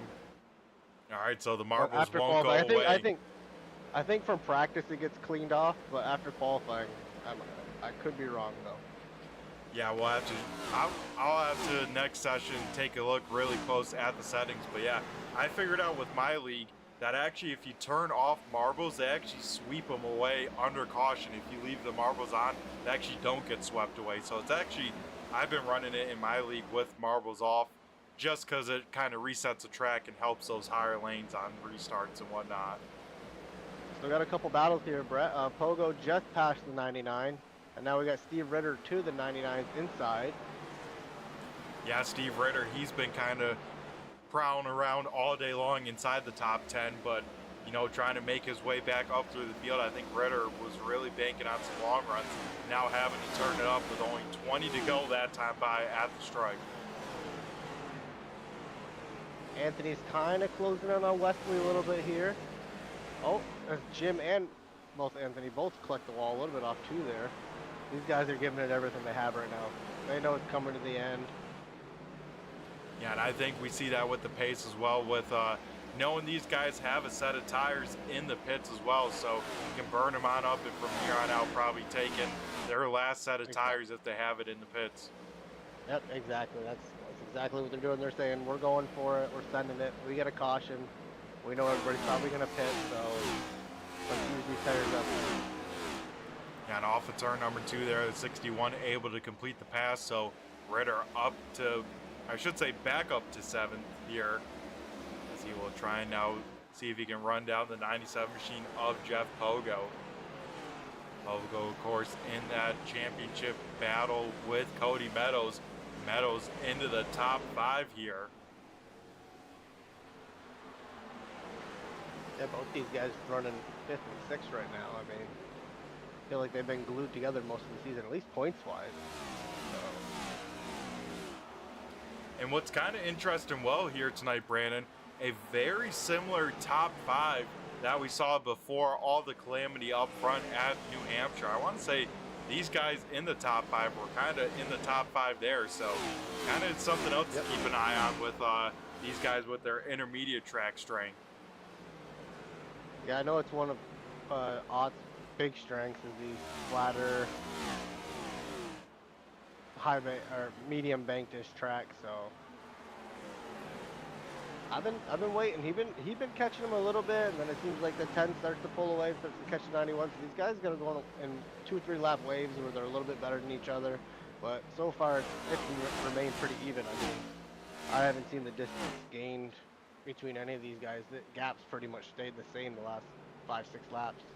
If anything, maybe Cody Meadows being the fastest car on the track, he seems to have pulled away from Pogo quite a bit and caught up to Kip a lot. So that was the car we talked about earlier, Brett, come up through the field twice. So yeah, that he is. And yeah, taking a look at the times last time by, Cody Meadows a 27.48, whereas the leaders were about a 27.60. So Meadows a 10th faster last time by, though has to do that each and every lap to at least get to the back bumper, because it's only 14 to go. If you knock off a 10th, you got to at least be a, what's it, 2.5 seconds back or less. yeah, and the one thing I'm noticing now the last 2 laps, Cody's the only guy using the dog leg. He's using it right now, and he's got a good run here on Kip. I think he's going to cut the dog leg again here, and they're going to enter turn 1 side by side here. Yeah, that they will if Meadows gets a good run here off of turn number 4. It looks like he does once again. Will cut that dog leg, takes it right to kind of pit road exit line there. And it seems like that's where you kind of want to aim if you do cut the dog leg. And here we go. Meadows going to try and clear off a 2. Does do that. So easily, one more spot down. Cody Meadows is the man on the move right now. I mean, people have got to be watching his line. He's the only one that I've seen be taking it right now. Yeah, once again, down onto the dog leg here. Will cut it once again. Won't cut it as aggressively as now he tries to run down Jim Ott. And once again, Meadows, even with a pass, still in the 27.4. So he's definitely got some speed and this thing figured out here at the end. Yeah, almost 2/10 faster than everybody right now. And I don't know if that's all just the dog leg, but yeah, the dog leg at least has to be about a 10th of it that time, barely a cut. So very similar lines through the top 5 that time. This will be really interesting to see what kind of the times are. As well as the times at the stripe, Brandon, it's also 2 open palms from the flag man. It is 10 to go. Wesley's starting to pull away from his teammate a little bit. I think Jim's faster than the 10 car. I think Cody's faster than everybody here, so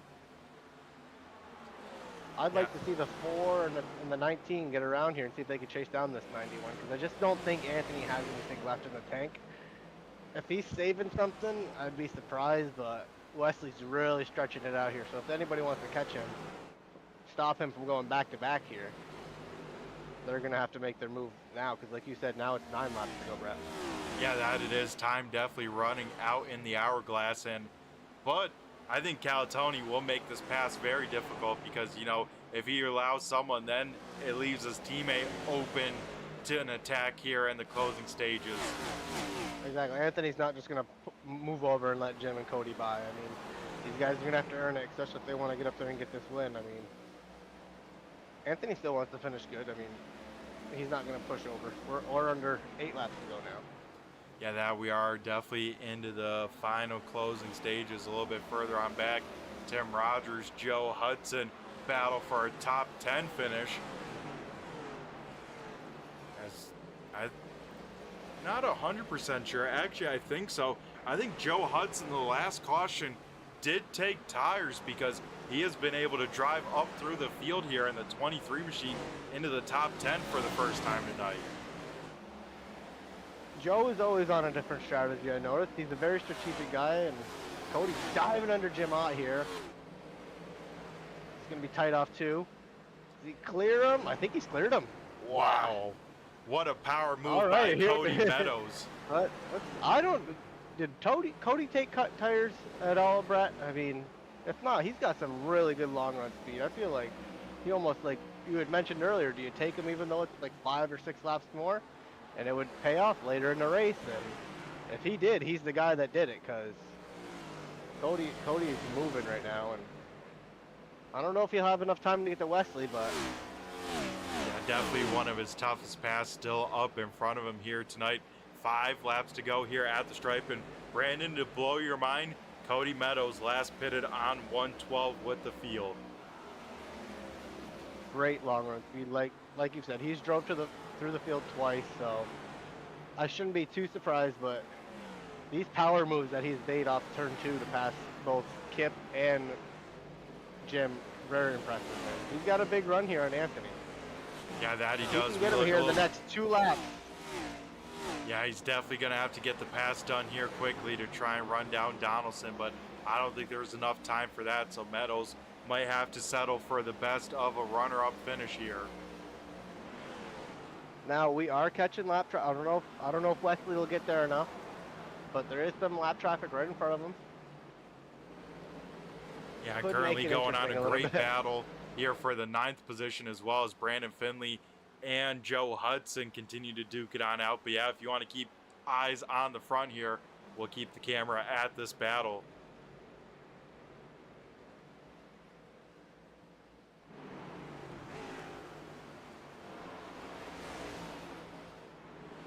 Two red and white cars still side by side. Hudson will drive it in their deep way wash up, but Brandon Finley once again doing some great job at defending, and still will keep the 23 car at bay, but this time by for our race leader. Ooh, Calatoni and Meadows both hard in the wall. That's a big hit. I don't know if Anthony's car is going to be good. I mean, that seemed like it was just as big as mine. Cody's definitely going to have a run on him here. I mean, they both hit the wall, but Anthony hit it a lot harder than Cody did. And the 15 car in the wall right behind him here. Trying to stay out of everybody's way. That he is, and yeah, Cody Meadows will draw even going into turn number 3. I think Calatoni, his car definitely hurt, but we get the white flag. We are racing back to the checkered here. Yeah, this all Wesley. I mean, Wesley's been fast all night. Got the pole, I believe, and pretty much picked up where he left off last week at a very similar racetrack. Yeah, that he I'll did. let you bring the call to the checker flag here. Yeah, that he did, and Wesley Donaldson looking to go 2 in a row. Go 2 for 2 as well. 2 starts, 2 checkered flags, as Wesley Donaldson will pick up the win here tonight at Phoenix. Cody Meadows will bring it home in second. Anthony Calatoni will round out the podium, as well as Jim Ott in 4th. Kip easily rounding out the top 5. And Brandon, you want to do some post-race interviews here in a little bit? I might as well, Brett. I'll stick around. Alrighty, awesome stuff. I look forward to that, but here we got to keep an eye on the 91 car as Wesley Donaldson gets ready to burn it on down here for race number 7 at Phoenix.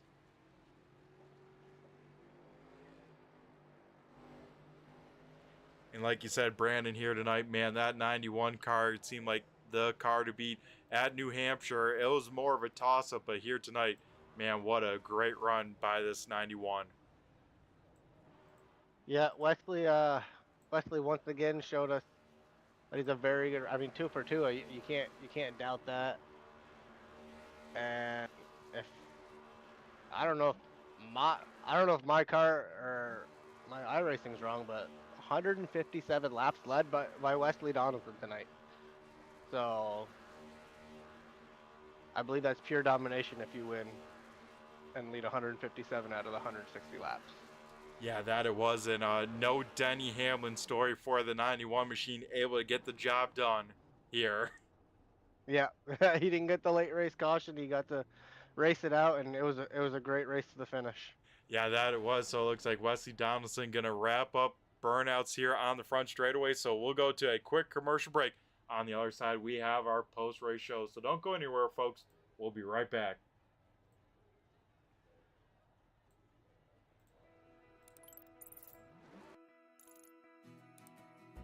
iRacing is a sim racing game that combines a true-to-life racing experience with an online community of virtual racers from all around the globe. iRacing offers a multitude of officially licensed cars and tracks, laser scanned with millimeter accuracy.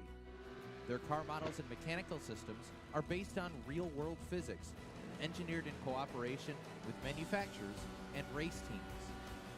Their skill license system ranges from rookie to pro, ensuring members are always pitted against those with similar skill sets. Members are able to sign up for a weekly race series, compete in time trials, host a private race with friends, and participate in racing leagues created and run by the community. With over 170,000 members, iRacing works in partnership with renowned motorsports organizations like NASCAR to deliver virtual races based on the real-life NASCAR Cup Series, as well as many other series on the NASCAR ladder. iRacing also features team racing, providing a variety of options for members to create and manage their own teams. Race with friends or real-world teammates in full-length endurance events like the 24 Hours of Daytona, Spa 24, or the Bathurst 12 Hour. Additional partners include IMSA, World of Outlaws, Supercars, and IndyCar, allowing members to race in their very own Indianapolis 500, Bathurst 1000, Chili Bowl, and many more iconic events. This is iRacing, delivering the most authentic racing experience short of getting into a real race car. Sign up today at iRacing.com.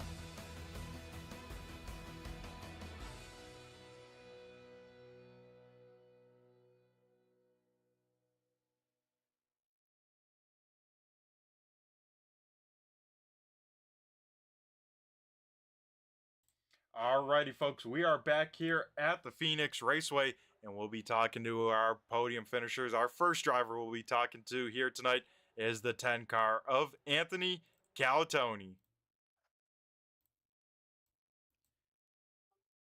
Anthony, do you got a copy? It's Brett the Jet in the booth here.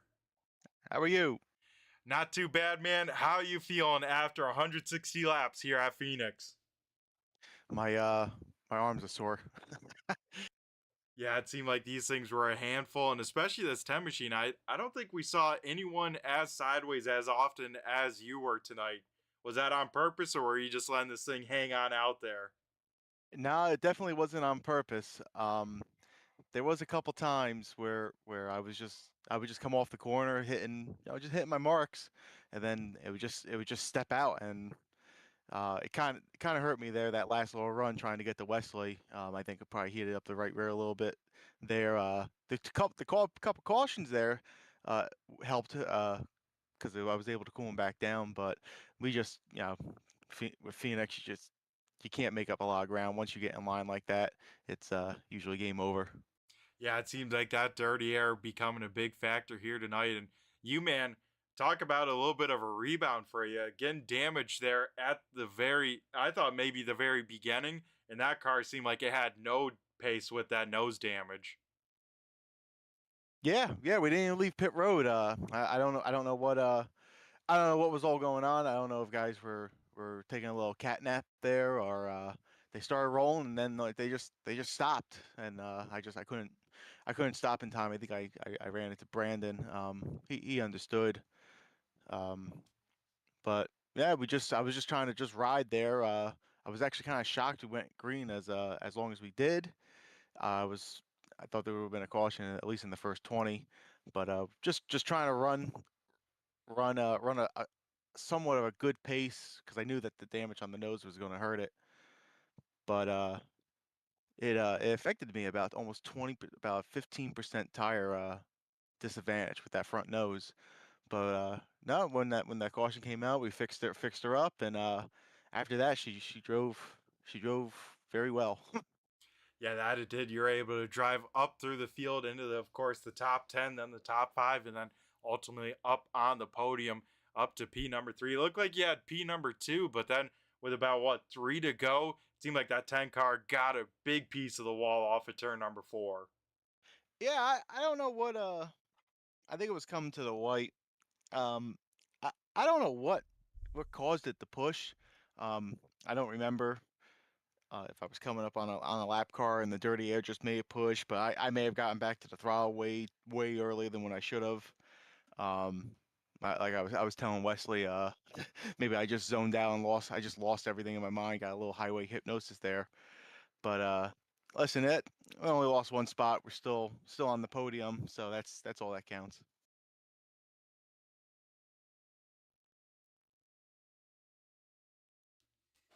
Yeah, man, awesome stuff. It seemed like a pretty good rebound, all things considered, as it seemed like you had a pretty good New Hampshire race going for you until, of course, that last green white checkered here tonight. No late race caution and able to end up on the podium. That's got to feel pretty good. Absolutely. Just need to build momentum for the next week.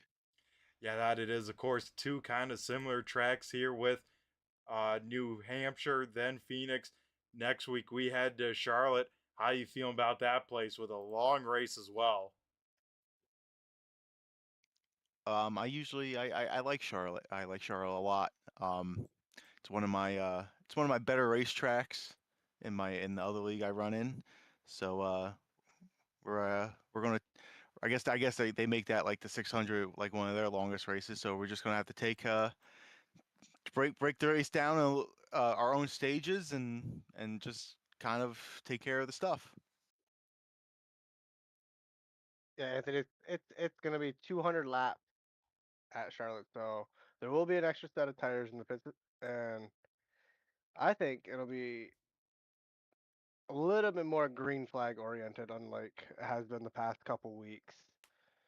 And you seem to have some really good long run speed, but your teammate here has come in on fire and has won 2 in a row, and he seems to have really good long run speed. Is this something that you guys are practicing all week, or is this just a natural feel for the car? I would we're definitely not practicing. We're jumping into the practice session usually but whatever when it opens or whatnot. I actually was taking a nap before I joined because I was so exhausted today. But yeah, no, it's more or less just things that we learned in the Sim 500 League that me and him run in.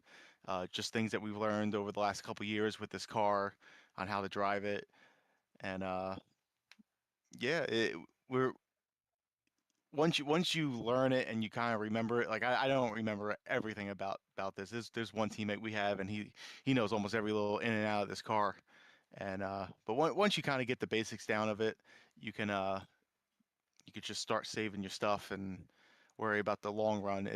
If you get the long run, sometimes you don't get the long run and you get all the short run stuff. But 300 miles at Charlotte, that's going to be yeah.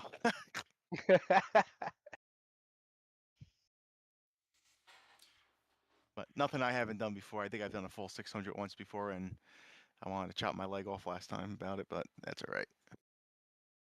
Yeah, definitely some long distance racing here coming to you next week. And Brandon, you got anything else to ask Anthony before we let him go?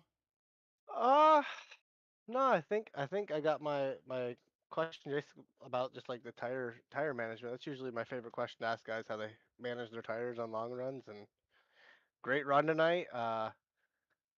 You kept me on my toes a couple times where you were getting loose coming to the start finish line, just wheeling it off four, and I would say, "Oh, Brett, he's getting loose again," and you just drive right through it. So awesome watching you.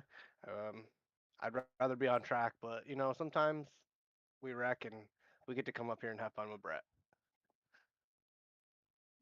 Oh, well, I appreciate you calling it out, and hopefully I can put on a little bit more of a show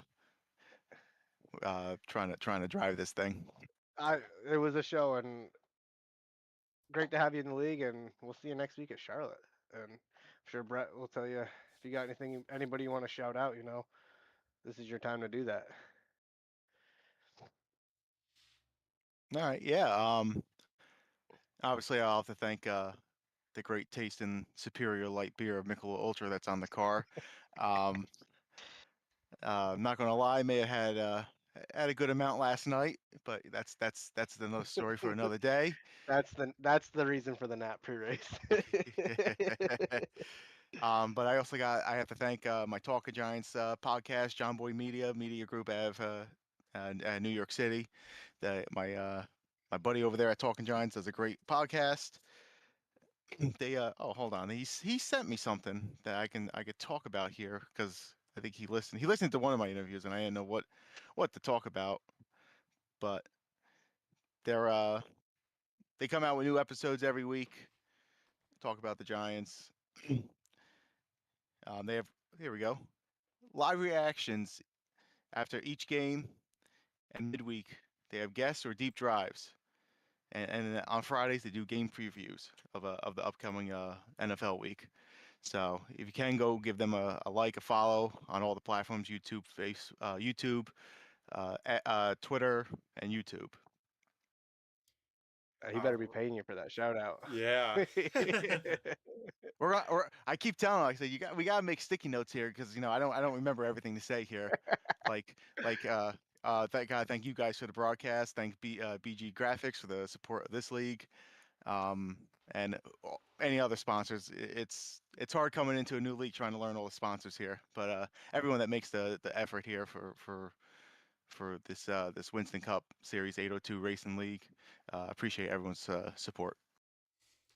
Alrighty, well, awesome stuff, Anthony. Thank you for your support as well for running these Sunday nights and be a part of the racing action. So, Anthony, you, my man, have yourself a great rest night. Get well rested because next Sunday we go on for a long one, and I'm sure we'll be talking to you again in the future, my man. All right, thank you, fellas. See you next week. Alrighty, awesome stuff. That was our third place finisher, Anthony Calatoni. Now we'll head up to our runner-up finisher, that being the 19 of Cody Meadows. Cody, do you got a copy? It's Brett the Jet in the booth here. Yes, sir. Alrighty, man. Man, I tell you what, you had yourself a race. Tell me about how we're feeling after 160 laps here at Phoenix. Thankful I finished the freaking race. I guess that's a plus to start. Beyond the race, I've had a lot of issues with equipment. I guess you could say internet problems. So I'm just like saying I'm thankful to finish the race. That means on A, the race itself, and B, like just period finishing it, because I hopped in an Xfinity car earlier this morning and crashed out mid race. So I'm happy just to finally have smooth sailings through the main ones. This one and one I had yesterday. So, dude, when I say something could go wrong, went wrong, it went freaking wrong today. From speeding in the pits to spinning to getting dumped. I mean, I had the works today, and to be sitting on the podium at the end of it is kind of incredible in one sense, lucky in another. Yeah, for sure, man. It was great to see that car. And yeah, like you said, you had everything thrown at you here tonight. Like you said, the speeding, the spin, and then getting spun, as well as, man, when it's all said and done, drove through the field multiple times. And biggest mover when the checkered flag falls, you're up 22 spots because it seemed like qualifying too, spinning across that to kind of add to some more stuff you had to overcome here. Yeah, well, I can literally honestly say what could have went wrong this race. I mean, last week with the last lap incident to this week, just having everything and the kitchen sink thrown at me. Just bringing home the 19 across that finish line, it had music to my ears. Yeah, that it is able to get the job done here for a runner-up finish after all that adversity, up 22 spots where you started. And yeah, man, I tell you what, if this was a longer race, that 19 machine had some incredible long run pace. I mean, without giving it all away, what kind of stuff did you figure out here to have that kind of speed there?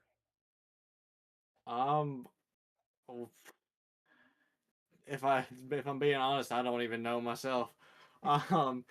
We Cody, well, I'll tell you from what I saw, you were the only one late in that run, really utilizing the dog leg some laps.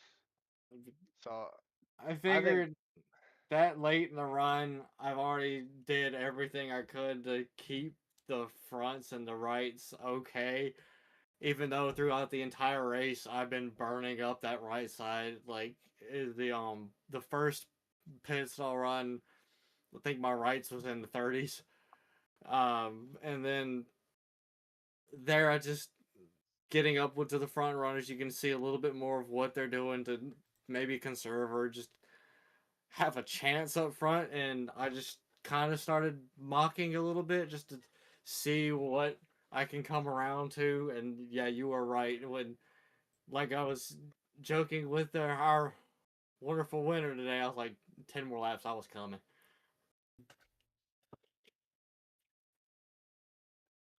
Yeah, me and Brett were counting it down, and he said if he can get by him, and I just didn't get by Anthony with enough laps, but I believe that you were definitely the fastest car there. I mean, we were 10 laps. I think he was 2 times faster each lap from what me and Brett were seeing, and it just ran out of time. But buddy, you came up through that field twice, 3 times actually, and just ended up podium again. So another great run by you.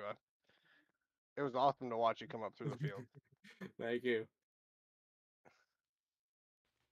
Yeah, great showing for sure for you tonight, Cody. Able to rebound after a tough way to end things at New Hampshire. And you, my man, I think with this finish as well, I think you're going to be walking away with the points lead. Let me just double check that real quick. And actually, If I you want, think, Brett, I can do the update real quick. I haven't uploaded the race results. I'll do that for you so you can we can get Cody a live update yep, because, yeah, he on came where the into points at. tonight 4 points behind, and he beat Jeff Pogo by 5 positions. So, Cody, you should have a 1 point lead exiting here tonight.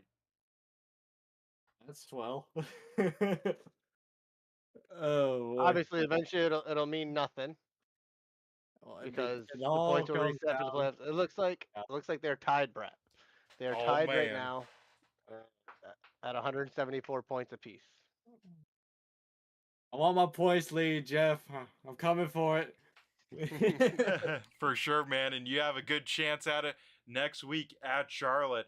We go for 200 laps, man. It's going to be a long one. How you feeling about that? Because here tonight, you had the long run pace. You're probably hoping that race goes green to checkered. Oh yeah, for sure. I mean, this year I got the Coke 600 win under my belt, so I got some of my iRacing special events. That's one of them I've checked off my bucket list. So, um, I'm excited for Charlotte. I like Charlotte. It's just sometimes it could be more of a nightmare than others. But hey, it's a race. You go into it and you pray for the best, and you see what happens. Yeah, for sure, man. And here tonight, able to get those prayers answered with a runner-up finish. So, Cody, before we let you go and celebrate the P number 2, we're going to go hand over the mic to you and have you thank who you got to thank, whether sponsors, teammates, or anyone else you'd like to give a shout out to on the broadcast here. Start off with my teammates. I couldn't have better teammates than any of my leagues I run in. Rob for allowing me to race an 802 and take this 19 car to a bunch of podiums this season. I'm praying I can take it all the way. You up in the booth taking your time out of your day to broadcast these races. Family to allow me to get the money and equipment to be able to run this stuff. Vela Scooby, Nikki, Sarah, love you guys. Couldn't have better friends. Stitch, Bean, Jordan, Puff, Rachel, DJ, if you're there. I couldn't ask for a better group of friends. Just like I said with Vela, Nikki, and them. Y'all keep me sane enough to wake up in the mornings and come hang out and play video games together. And then for me to come out and do this, y'all are amazing. Y'all are my world in some sense. So I'm just thankful for everyone that comes out and watches the fans. It's a dream come true. I've said it before and I'll say it again. Alrighty, well, awesome stuff there, Cody. And yeah, man, once again, congrats on the runner-up finish. So you have a great rest of your night, and I'm sure we'll be talking to you again in the near future, my man. 10-4, bud. Alrighty, awesome stuff. That was our runner-up finisher, Cody Meadows. And let's head down now to Victory Lane and talk to the man of the hour. It is Wesley Donaldson. Wesley, do you got a copy? Yep, I got you. Alrighty, man. How we feeling after 160 laps here at Phoenix? Really good. I mean, anytime you're out front that much, the race feels a little bit easier. You're not in the thick of things and chaos going on. So, I mean, I don't. Just glad there wasn't a late caution like last week to make it a little scarier. But yeah, it was fun.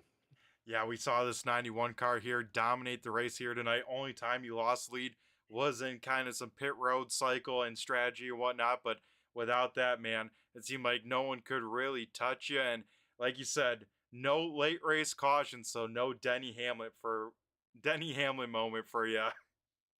Yeah, I Anthony said something in our channel close to the end there. And I was like, just don't talk, don't say anything. I don't even remember what he said, but it was something in reference to a caution. And I'm like, just don't say that.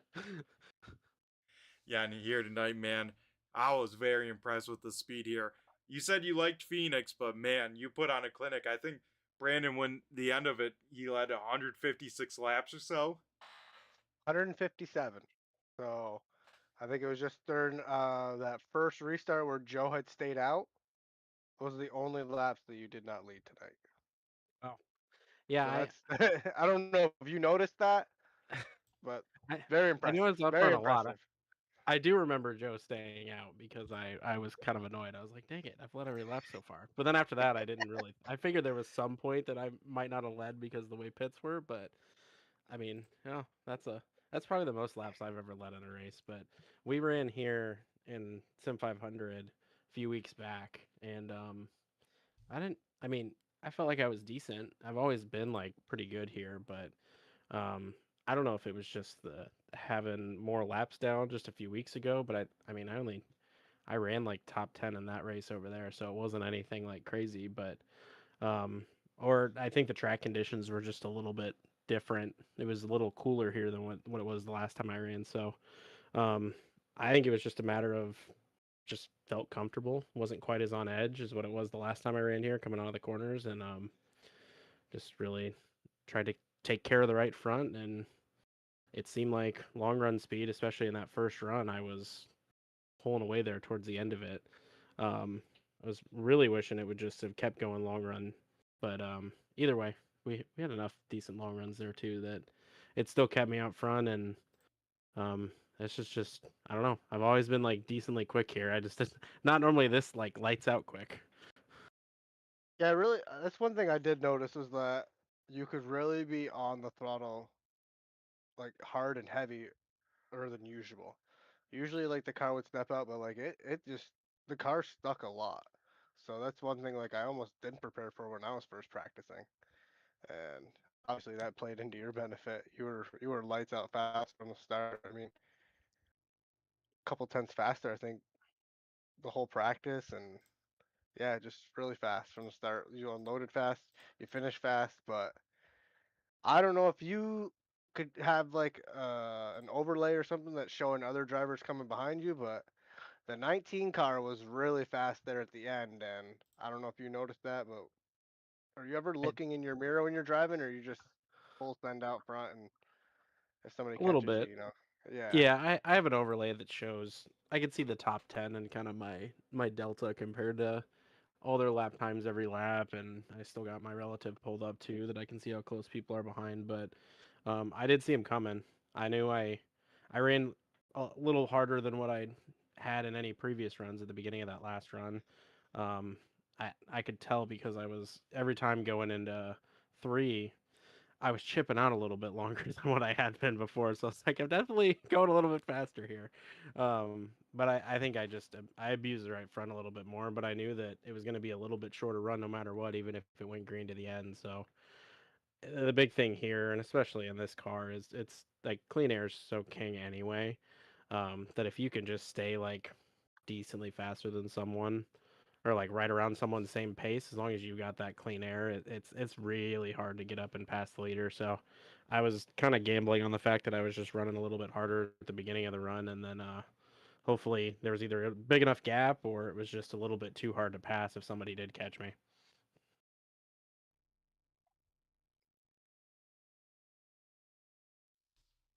Yeah, man, and you had that pace here tonight, like you mentioned, able to walk away with the win and now go 2 in a row, looking to go 3 in a row. But next week we have our long race at Charlotte, 200 laps. How are you feeling about that one? That should be a fun one. Anytime you got a long race like that, and there's going to be a long run at some point. It's just no matter if there's like a cluster of wrecks at some point, it's just the race is so long that you're going to get some sort of long green flag run. But um, I don't mind Charlotte. It's for whatever reason, as far as mile and a halfs go, it's not my favorite. It just something about there doesn't always click with my driving style. Sometimes I'm decent, sometimes I'm just not good. So we'll see. Sometimes that's just a matter of unloading and just see how it feels. Yeah, that it will be. And Brandon, you have anything else to ask our race winner here tonight? Oh man, I wish I had a better question to ask because he's come in and he's won these first two races.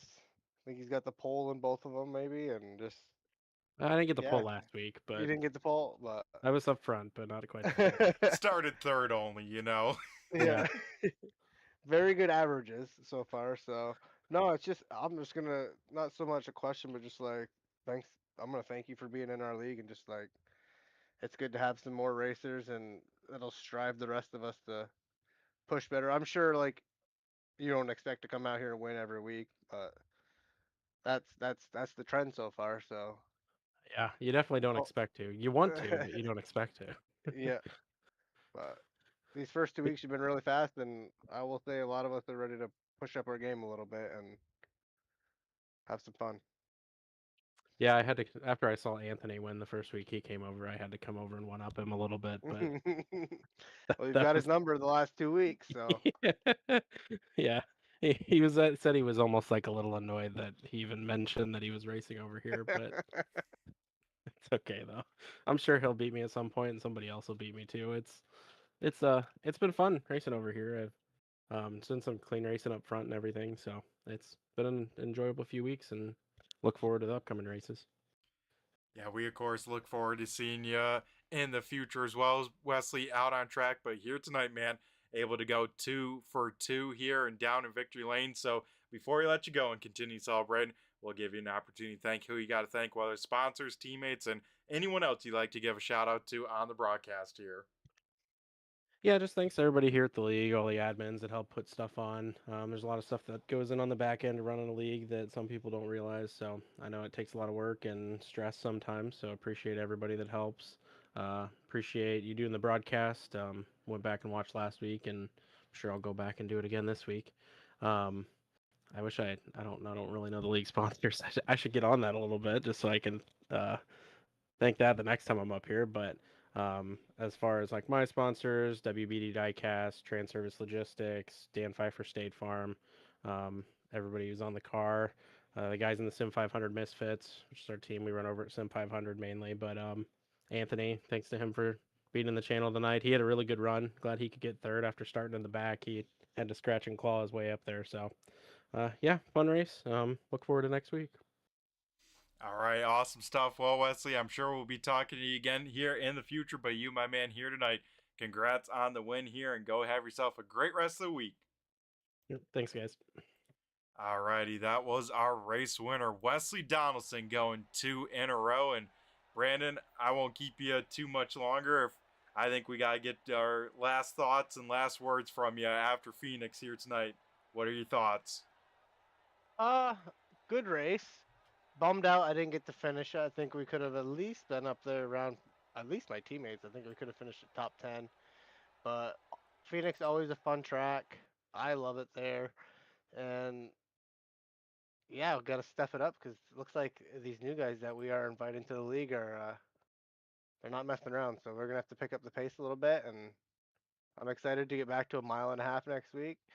Nice long distance race. Hopefully we can survive and put on a show for everybody, especially you to call it because it's gonna be a long one for you, Brett. hopefully I don't end up back in the booth with you, but for some reason, I don't mind being up here with you and helping you on that long race. Oh yeah, for sure, man. We always appreciate when you jump on in, and the door's always unlocked for you to jump on in here. But like you said, hopefully it doesn't come down to that, and you're up there contending for the win.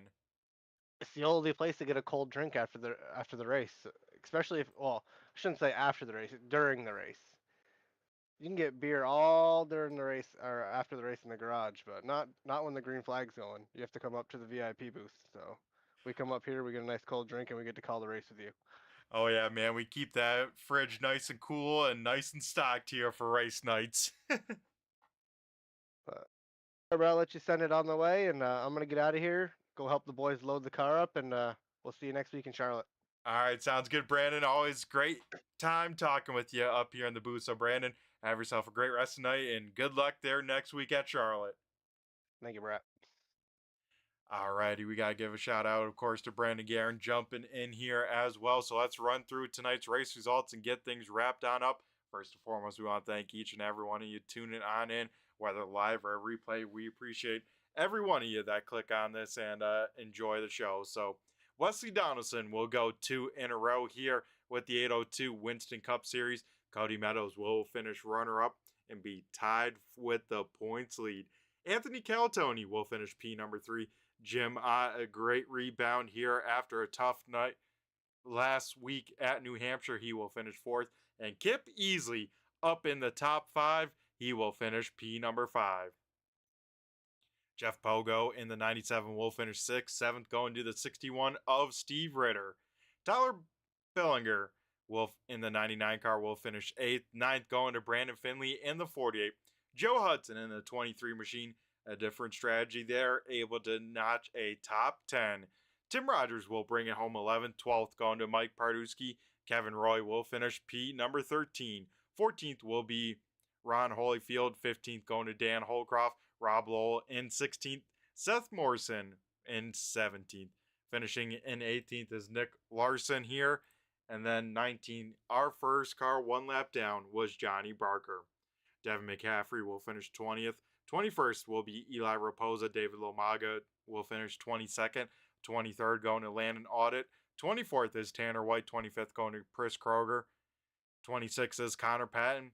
Ariba Caton will finish 27th. And then tough break for Brandon Guerin. He will finish in 28th. And then finishing last here, John Fowler will finish in 29th. So that'll do it here tonight for race number 7 here at Phoenix. Be sure to tune in next Sunday night. These things happen in Sunday night. It means I need to go to bed here, folks. So, yeah, Sunday night next week, we got another long one there. It is 200 laps at Charlotte. We'll really get to see who has a long run pace. So that will do it here. Turn 3 Race Network is partnered with Premier Setup Shops. You can check them out with the link in the description. Even if you don't want to buy anything, a click would go a long way and would be greatly appreciated from myself and everyone else at Turn 3 Racing Network. So that'll do it here tonight for me. So everyone take care, stay safe, have a great rest of your week, and we'll catch you in 1 week's time after Thanksgiving. And yeah, I hope everyone has some great holiday, eat some good food, and we'll catch you after Thanksgiving. So I've been Brett the Jet in the booth, and I just flew by you. Have a good one.